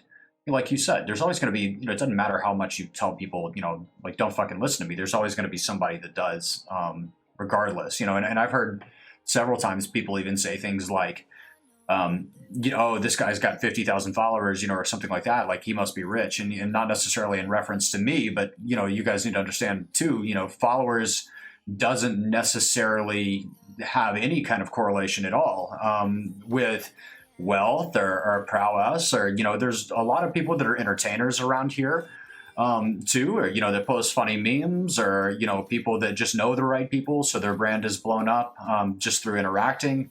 There's no correlation with wealth. So just because if so and so has 100,000 followers and he's saying that something's a big deal, you always have to take that with a grain of salt, unless he has a reputation maybe of spotting these big deals early. But even then, exactly. people are humans. Like, people, when I buy things, I lose a lot frequently, and I do have things that I buy where there's like winners that help to kind of offset that. But the biggest thing that people don't understand is, they might come in and they might buy something, and go all in on something that I'm interested in because it's novel. And then at the end of the day, that ends up being one of my losers. And they're like, well, fuck you, dude. Like, what are you talking about? And I'm like, well, you need to understand, I put like 3% of my portfolio in this. Like, I got fucking wrecked on it, but I'm not sweating it just because, I've got 10 other things on. And, I'm hoping that at least one of those is going to offset that loss that I just incurred. But you can't deify anybody around here. And I mean, you see that with Satoshi, you see that with, Vitalik. And I think I remember Pickle got a shout out from Vitalik early on, I believe, because Pickle had a quadratic voting mechanism. And for anybody that doesn't understand that, because I've actually, this is the second project I've ever invested in with that mechanism. The first was Chain. And that's probably one of the most wrecked bags I've ever had in my entire life. And I'm still stuck with that shit because they migrated over to mainnet and they keep saying that they're getting all these partnerships and blah, blah, blah. And then you go look at the Block Explorer and the last fucking transaction of the blockchain was 14 days ago. And it's like, you're not getting any adoption. What are you talking about? This is fucking ridiculous. But for people that don't know what quadratic voting is, and this is essentially my understanding of it, is it becomes exponentially more expensive to vote with larger amounts of money. And at the end of the vote, let's say I am a whale and, I really want to leverage up and, use my whale power to influence this vote. Well, at the end of the vote, let's say I've got 1 million tokens and somebody else has 1,000 tokens and one vote is 1,000 tokens worth. Fish A votes with 1,000 tokens. And even though I've got 1 million tokens, maybe I only can have 10,000 votes.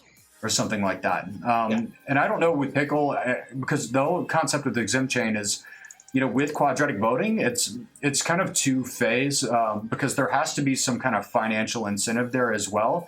Because at the end of the day, the original idea was that those votes are redistributed to everybody after the cycle. Is that how Pickle works too? Or I haven't done any of the Pickle governance or anything like that. Look, I haven't spent too much time on that and going down the whole quadratic side of it. But I look, the fundamentals of quadratic are quite simple, right? So if you're a small fish, then your one unit is one vote.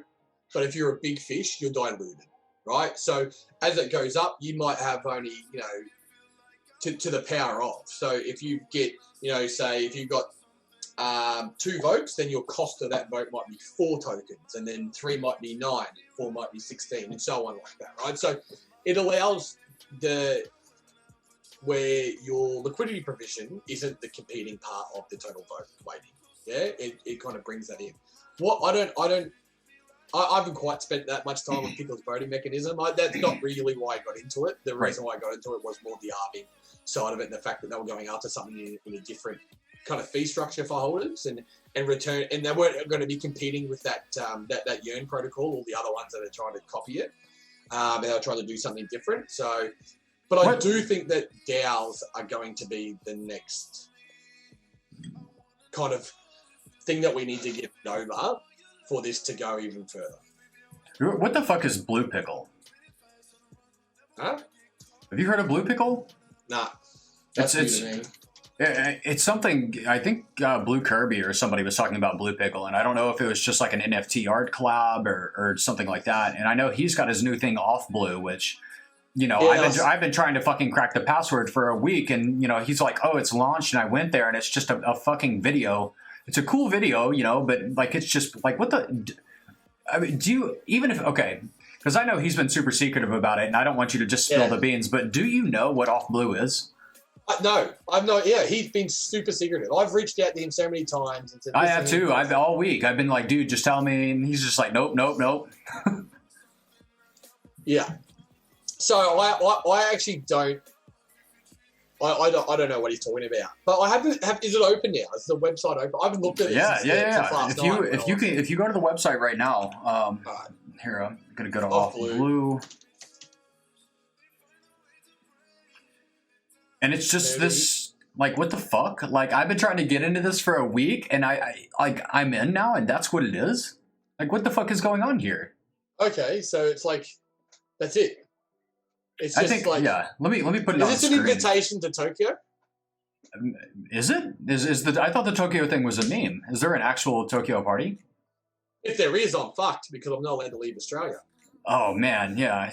I mean, you can't really do that right now. Hold on, I'm trying to share my screen, and hopefully this doesn't fuck shit up. That's good. It looks like I'm frozen on OBS. It says I'm sharing my screen.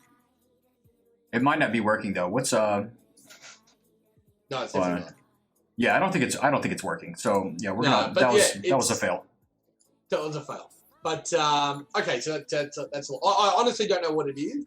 But you do know that he's also working with the Rope guys. Wouldn't surprise me if it came out as a limited edition thing through the Rope guys. Okay, so I think it's totally fucked up now because there's just a goofy picture of me. So hold on, let me try. You're right. There is. Yeah, let me try to. Okay, I think I just saved it. All right, yeah, we're back. Lols. It's guys. It's getting unfrozen. Chill. Frozen cam, frozen. It's unfrozen. I've confirmed on my side. Hold on, let's wait for this to show up on Periscope. I'll tell everybody. There we go. Okay. Oof. At least we were able to recover from that. All right. So, I mean, we've been here for about 2 hours, you know, and I know I told you we typically will go for about 2 hours. I'm going to talk about one more thing here. And then we can conclude this. And I mean, if you have any bags you want to shill or any advice you want to give people, you know, we can get onto that. Have you heard of Core? Yeah, I have. Yeah, I have heard of Core. What do you know what the fuck that is? Like, I just know that it's like numbers gone up a lot, you know, and it could be people in the trading pit were talking about Core pretty early on, and they were just like, dude, this is like the biggest Ponzi on steroids ever. So I'm not quite sure. Yeah, I mean, I'm not quite sure I have an understanding of, you know, beyond that. But do you know what it is? I never jumped into it, to be perfectly honest. I've been watching it just go ballistic. So I mean, well done to whoever got in on that. And there is there's copies of this coming out. Encore. Yeah. So Encore, yeah, very nice. So if I remember correctly, their initial process was that you provide liquidity. The liquidity is then locked in like the pool 2, basically. It's locked in the 50-50 uni pool. You can't get it back. It's there forever. And you earn core tokens with it to compensate. So yeah, that's Ponzi. Yeah. So it's like kind of keep the liquidity in there and lock you into that liquidity. I was not a fan of being locked in pool 2, so I stayed the fuck away. Right. I mean, that's like the biggest. That's the biggest meme. You are locked in pool 2. I mean, you are the exit liquidity for the whales to dump on, and you're locking your shit up forever. So I mean, the hilarious thing in when core breaks down eventually, and I think because people are locking liquidity, maybe that creates some kind of floor effect or something like that, which is similar to Trib token in some regards, but you are locked in pool 2, and what pool 2 means is you are the exit liquidity for whales, right? Yeah, exactly. So you need to get your whole return out of the reward token, Right? Because you're never getting that back, right? So you basically, like the process didn't make sense to me. It's like going in on a private sale, right?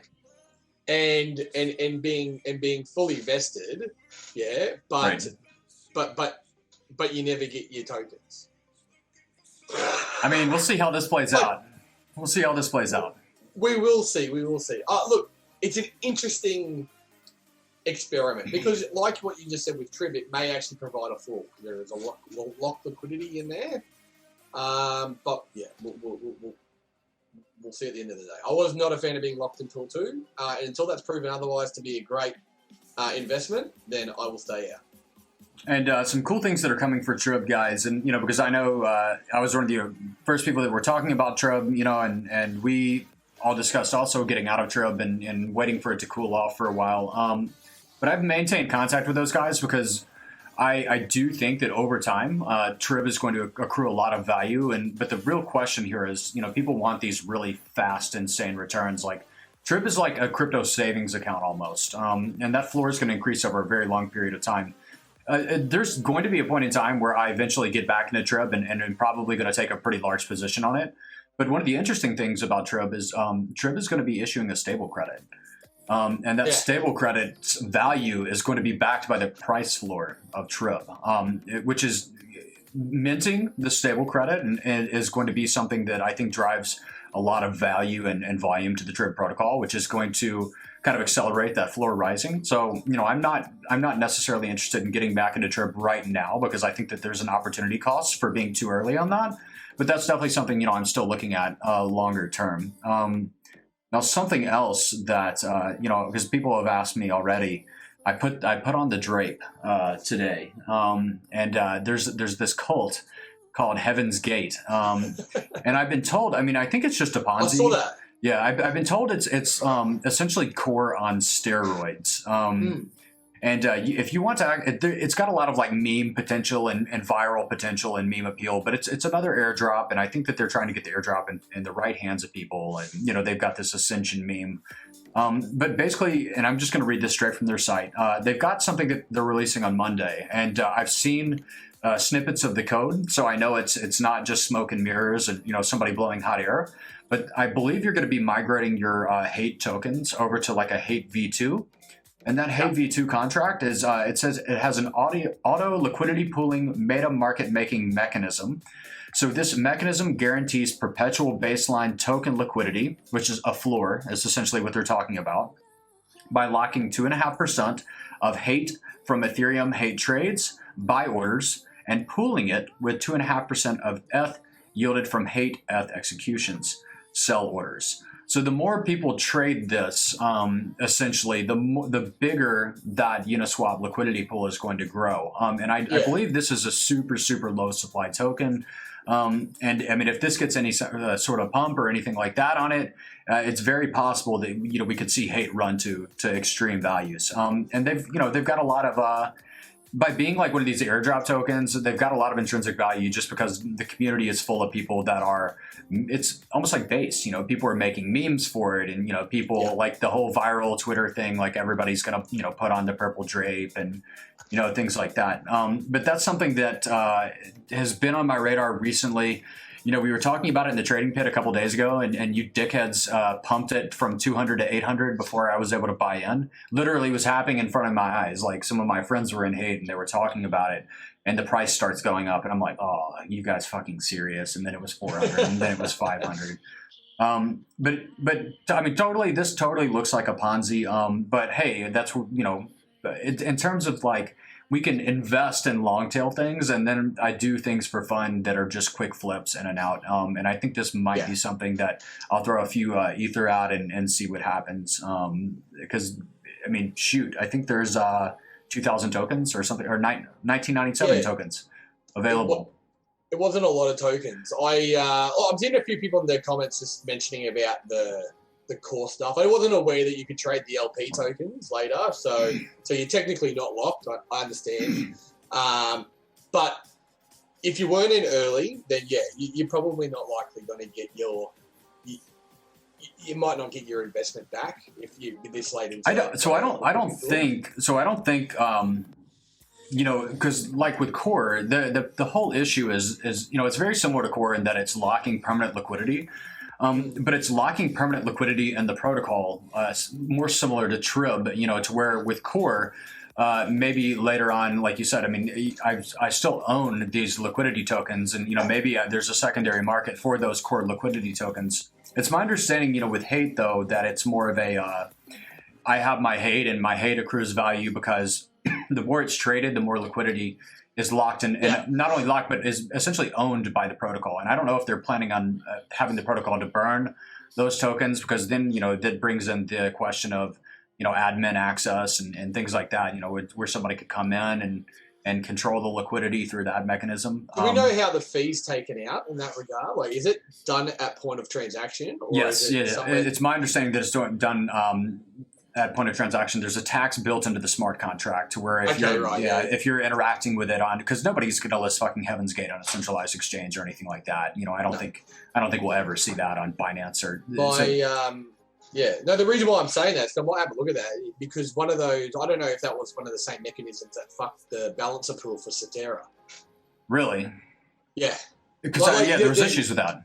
Yeah, because it was the fee and the deflationary fee that was built into it was the problem, and it was done at the point of transaction, which is why I was asking that. So, if you're a hate investor, I'm not, but if you are, I know that was an issue for Statira, so potentially maybe have a look at that if you are. No, 100%. Those. I mean, we're talking about super super degenerate. This is a Ponzi. It's super high risk. Yeah. I'm not recommending anybody buy it. I'm going to put an Ethereum or two in it and see what the fuck happens, because maybe this becomes a funny meme and goes up a lot. It's certainly, how about this? Even though it's a Ponzi, it certainly caught my attention just through the way the protocol is going to operate, and with all this viral potential and people on Twitter, talking about it and shit, that could build up that price floor to where you would pretty much always be able to exit, assuming there's no protocol risk, as Ted was saying, and the smart contract gets fucked somehow, which this is totally one of those. This is a degenerate smart contract that's not been audited, and if you're putting more than maybe 1% tops of your portfolio in this, you're a fucking psycho. But it's definitely something that's on my radar. So for those at home, I'm not a trader. I am a shit trader. I would not ever bet myself to make a good decision on something that's less than 3 months, right? But if it's longer than that, that's generally when I'm an investor. So, things like core, stuff like that, to me, they're a trade. You're getting in and out of that. I'm likely to burn my fingers off, so I normally just leave it alone. So I think we will go ahead and start concluding this here, and I'm trying to find the window. Maybe if anybody has any questions for Ted, you guys can go ahead and drop them in the chat, and we can go ahead and ask some of those questions. But what are, do you have any, because like you said, you're not really a trader, you're an investor, you've already kind of given us your investment thesis, you look for novelty, you're a more long tail guy, you're going to buy something low, and, one day you're hoping it's going to be higher, and you're going to probably sell it or take profit. Do you have any closing thoughts, or do you have any new shit that you're in that you're excited about, or you think is interesting, or? Well, look, I'm not going to shill any bags. That's not what I'm, the Harker thing is kind of a joint interest for this whole channel, something that's been spoken about. I'm not going to lie and say that I don't have bags on Harker. I'm pretty bullish on Harker. I actually think they've got a very good product and a suite of products underneath that governance token, and I'm waiting for those to evolve. But all my other plays I'll keep to kind of myself. I'm not here to try and pump myself up or anything like that. But I will say on a clothing thought that I have I'm very bullish on the fair launch narrative. I honestly believe that the next push in DeFi will not be VC funded protocols. They will be the protocols run by communities. Because at the end of the day, they have more than money aligned to it. They've got ideology. And to me, that's more powerful. So I can see some of these fair launched protocols that have been done over in the last few months having better runs over the next 6 months than some of those established kind of seeded protocols. So do you think this is still like the age of anti-VC? Like, are VCs bad? It's not anti-VC. Let me explain the ideology behind it, right? So one of the things that I have always had a problem with is capitalism gets a bad rap, right? I think capitalism gets a bad rap. Everyone blames capitalism, but the truth is that it's human greed on top of that. That is the biggest problem. Now, if we look at things like manufacturing, yeah, or blue-collar roles, a lot of blue-collar roles are being replaced by robots, yeah, in the name of capitalism. You know, I don't have to pay that guy a wage. I don't have to worry about sick pay. I don't have to worry about, you know, any of that. That machine just runs and just operates, and I can have it do all the things that human was doing, but better, right? More efficient, and I don't have to continue to pay them. And that person's out of a job, right? And they've automated that job. But one thing we've never done with capitalism is automate the money tools, you know, the manual labor that the guys at the top with the money do. We've always let them retain that manually and kind of keep an arm's length to automating that, because that then would have them lose power in what they have. They don't get to control the money, so therefore the power is gone. So to me, this whole fair launch thing ties into the fact that we want to take away the tools that lets them control that money, that power of money. So by DeFi to me is the unlocking of taking the removal of money and power, like that power with the money together from those people in the top seats, and allowing us to have our own control over that. The more in control more people are on their own money, the less power they have. And I agree with that. And, you know, I'm looking at we asked the audience for questions, and of course, everybody either wants you to shill your bags or they want you to shill their bags. So we're probably going to skip over. I'll go one bag. Give us some kind of nugget, okay? What do you think of there's a question here. What do I think of Orion Protocol? It made me 70x, so I loved it while I was in it. I was lucky enough to be in the pre-sale for Orion. I think I got them about 10 cents, so I sold them just a little over $7. So that was a good ride up. Pickle is, yes, absolutely. I like Pickle. Pickle are doing something different. I have a lot of space in my portfolio for Based and Rope. They're my fair launch plays. I think there's something deeper there. Do you think there's more? Do you think there's more upside for Based? I mean, I've never really been able to understand Based other than it's a, you know, an ample fork. I mean, right? I did a write up for a group that I'm in on Based, and I challenged them to scrape the memes out of their understanding of it, and let's go and have a look at the protocol itself. So the protocol itself being so first of all, they're an elastic economy, right? So they're like Ample. It's an elastic supply where it rebases, but they've chosen to rebase from today's dollar, right? The Oracle is the SUSD and based pool, right? And they use that as the Oracle for the valuation of it. And it only rebases if it's plus or minus 5% to $1. So if it's over $1.05, it's going to rebase and add more tokens to get to $1. If it's under 95 cents, it's going to rebase and do less. And what we've found since the rebase is it actually hasn't, I think it's only moved 15% in total value from where it was from the first rebase a month ago. So it's actually performed so much better through its rebasing than Ample ever did.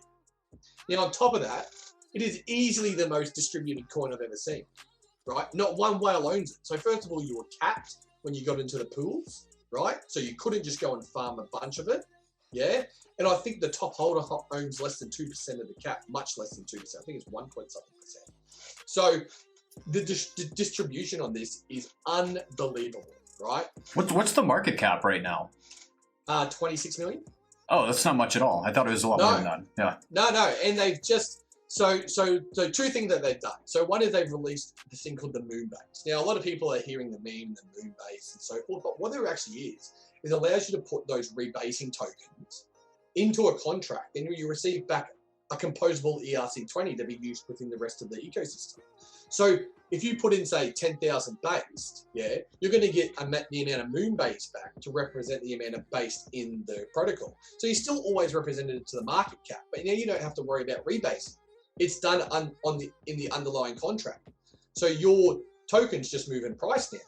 And now I can use them in farming protocols, lending, borrowing, you know what I mean? So they've actually gone one step further than Apple and actually given their token composability within the whole DeFi stack. Yeah, that's really cool. I didn't know that because I just saw it too. I thought Moonbase was just like a meme or something. That solves a huge issue with Ampleforth. So they've actually solved that. So the next thing that they've done is created this thing called Rovers. Now Rovers is a way for any fair launch project to come and basically apply to Based and say, hey, we want to earn a return for our treasury or whatever it is. So we're going to provide liquidity to you into a liquidity pool. Yeah. And they partner with Based, and those fees and basically they give Based VC funds. So they make a proposal to Based, and it might be, hey, we believe we align with your incentive. We want to be part of it. We want to share the community.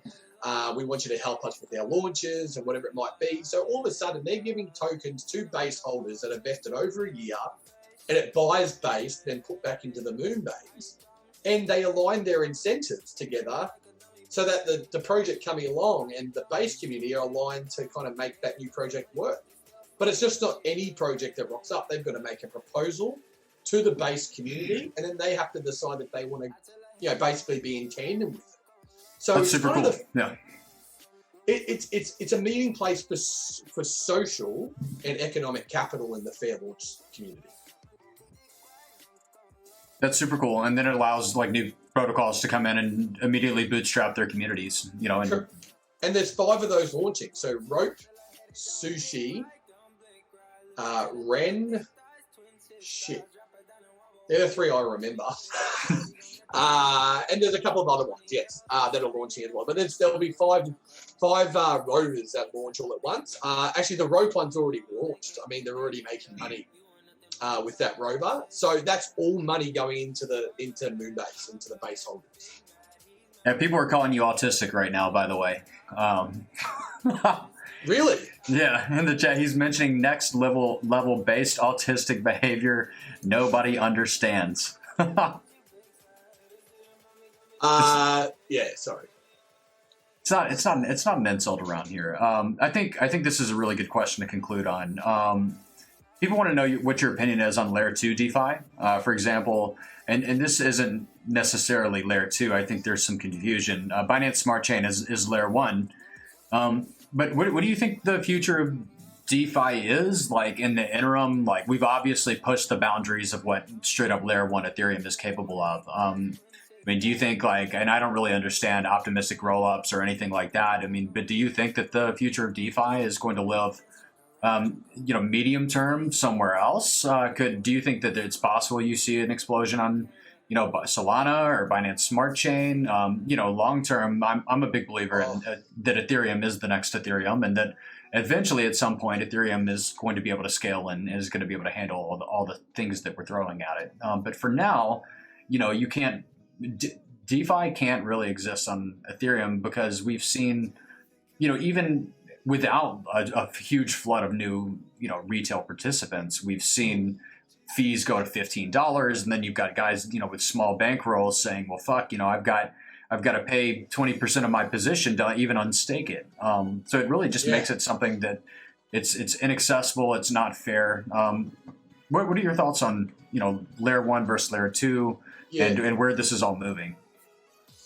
So look, I actually think that I think that we'll have application-specific chains over the term. I see Ethereum still being the smart contract chain. So if you're going to launch a smart contract, it's going to be on Ethereum, right? Simple. And other L1s that were Ethereum killers are just going to be really complementary L2s in my mind. So if I think about Solana is an L1, right? But it's being pitched almost like an L2, like a side chain. So they're not going after taking Ethereum market share. They're just saying, hey, we just can perform all those transactions over here and still, finalize it on that base layer. So I see, the ones that stand out to me are going to be Solana. And I don't know if anyone's seen, but I kind of storyboarded out the whole sushi debacle before it happened, in regards to getting poached and put on Solana as a vampire attack to try and get the liquidity onto that faster chain with Cyril. So I always saw that kind of coming. I think there's going to be more of that as well. But I think if Uni do come out and they say, "Yep, we're on the optimistic roll-up," but I think it's pretty much the really strong rumor that's probably going to likely be true. With guys like Synthetics, wanting to go on optimistic roll-ups, I think you'll find that optimistic roll-up, StakeNet, not StakeNet, DAI, so the XDAI, the stake network, and Matic being the ones that really push forward with the L2 dominance. People haven't talked about Matic much recently. It's probably time to take another look. To be honest with you, they've actually got more launching on their L2 than any other L2 platform. Oh, I'm sure. Because I can see Matic basically being the gaming platform. I think you've got Neon District launching on there at some point at the end of the year. You've got a bunch of other games that have already launched on there. CVP's just launched the Power Pool protocol on there. You've got another one, EasyFi, that's launched. Another Maha DAO's about to launch. So there's three finance applications I've named for DeFi specifically that are literally on Matic coming out very shortly, and everything else is games related. So to me, they're the two biggest narratives over the next 12 months. So it wouldn't surprise me to see Matic come out of nowhere. So what are your whole opinions? And I know I said that was going to be the last question, but I lied. Because, I've seen people, and this is kind of pissing me off, because I consider Blue Kirby a newer friend of mine. I think you may have known him a little bit longer than I have. But people are just dragging the guy right now, and it's crazy to see that, because you've got a guy that, pretty much, I wouldn't say he was the face of the YFI movement, but to a large extent, he was a part of that for, that public face, for YFI and people. I think he kind of experienced that thing that I was talking about earlier, where you go from a very small account to an account with a lot of clout, he's funny and he posts cool art and memes and stuff. So he's kind of become entrenched in the community in a lot of ways. And people are fucking hating on this guy really big time right now. And I remember, and I posted, I shared our DM conversation on the day that EMN launched. I messaged him because I figured he would be in the know about it, and he was just as clueless about it as I was, and I posted screenshots of that to show everybody that, hey, but let's stop, lynch mobbing this guy, because he's just a dude like anybody else. What are your thoughts on that? Do you have anything to say to the people that are trolling him and shit right now? Because this is something, people want blood and they just pick somebody out and just try to target them. It's really unfair, in my opinion. Yeah, I reached out to him a couple of times. So I've spoken to Kirby a few times. For those that don't know, he's also part of the Cover group. I do feel sorry for him. So for those that kind of take a step back, this is a young bloke, right? That showed some real fucking initiative when this launched. Yeah, showed some real hustle and should only be applauded for that. No one else took the opportunity to do what he did, and anyone that made money off Wi-Fi should absolutely be high-fiving this guy, right? Because he memed this thing into absolute existence for everyone else in the space. And if you want a blueprint on how to be a successful marketer in this space, just go look at his Twitter profile. I mean, seriously, there is so much you can take away from this guy without having to rip on him. I agree. He wasn't in the know. He thought he was doing the right thing again. And I have mentioned to him about that branding thing. I actually mentioned to him yesterday. I said, mate, take 24, 48 hours off. Turn it off. Go for a walk. Go for a run. Go drinking. Go do something else. Just fuck Twitter off for a while. Just come back. It'll all still be here. And just go and have a break. I think he's built he's been a very good brand. And I think we should probably be a bit more mindful of the fact that there are some young people in this space trying to make a name for them. And not everyone's going to have the right, experience to know how to deal with, with the world and certain people. Yeah, there's assholes on crypto Twitter, man. I've been here for a long time, and I've experienced that firsthand myself. It's even if your intentions are totally good, and because I try to only talk about projects that have some kind of novelty and stuff like that about them, and not shill just like total fucking scams. And like even then, like when you're trying to do your best and you're trying to put knowledge out in the world, like sometimes that knowledge like is just the things that you've experienced that you're sharing, and they don't always, like, that knowledge doesn't always end up being knowledge that helps people out, like even if you're just trying to help. So I think people should keep that in mind, and I think you guys need to lay off Kirby and understand he's just like you, and everybody's here for some kind of reason. We want to make money, we want to make potentially a name for ourselves, and have some ability to have a career in crypto. I'm super fortunate to have a career with Hero. And I would never have gotten this job ever if I didn't have the crypto experience that I'd had. I was just a good fit for the company. So you guys keep that in mind, and they're literally, like Ted was saying earlier, when you're looking at how you are, composing yourself online, and you're looking at the vibes you're giving off, like, I've been in crypto for, I think 5 or 6 years. When Hero offered me a job, that was never my intention, but I had put forth a certain amount of effort and energy, and I carried myself in a certain way, and that door became open for me. So what if one day you had an opportunity and that door opened for you, and it turned out that you had just been a total dickhead online, and that door closed, when you could have had it. This is a dream job. I love working at Hero. It's amazing.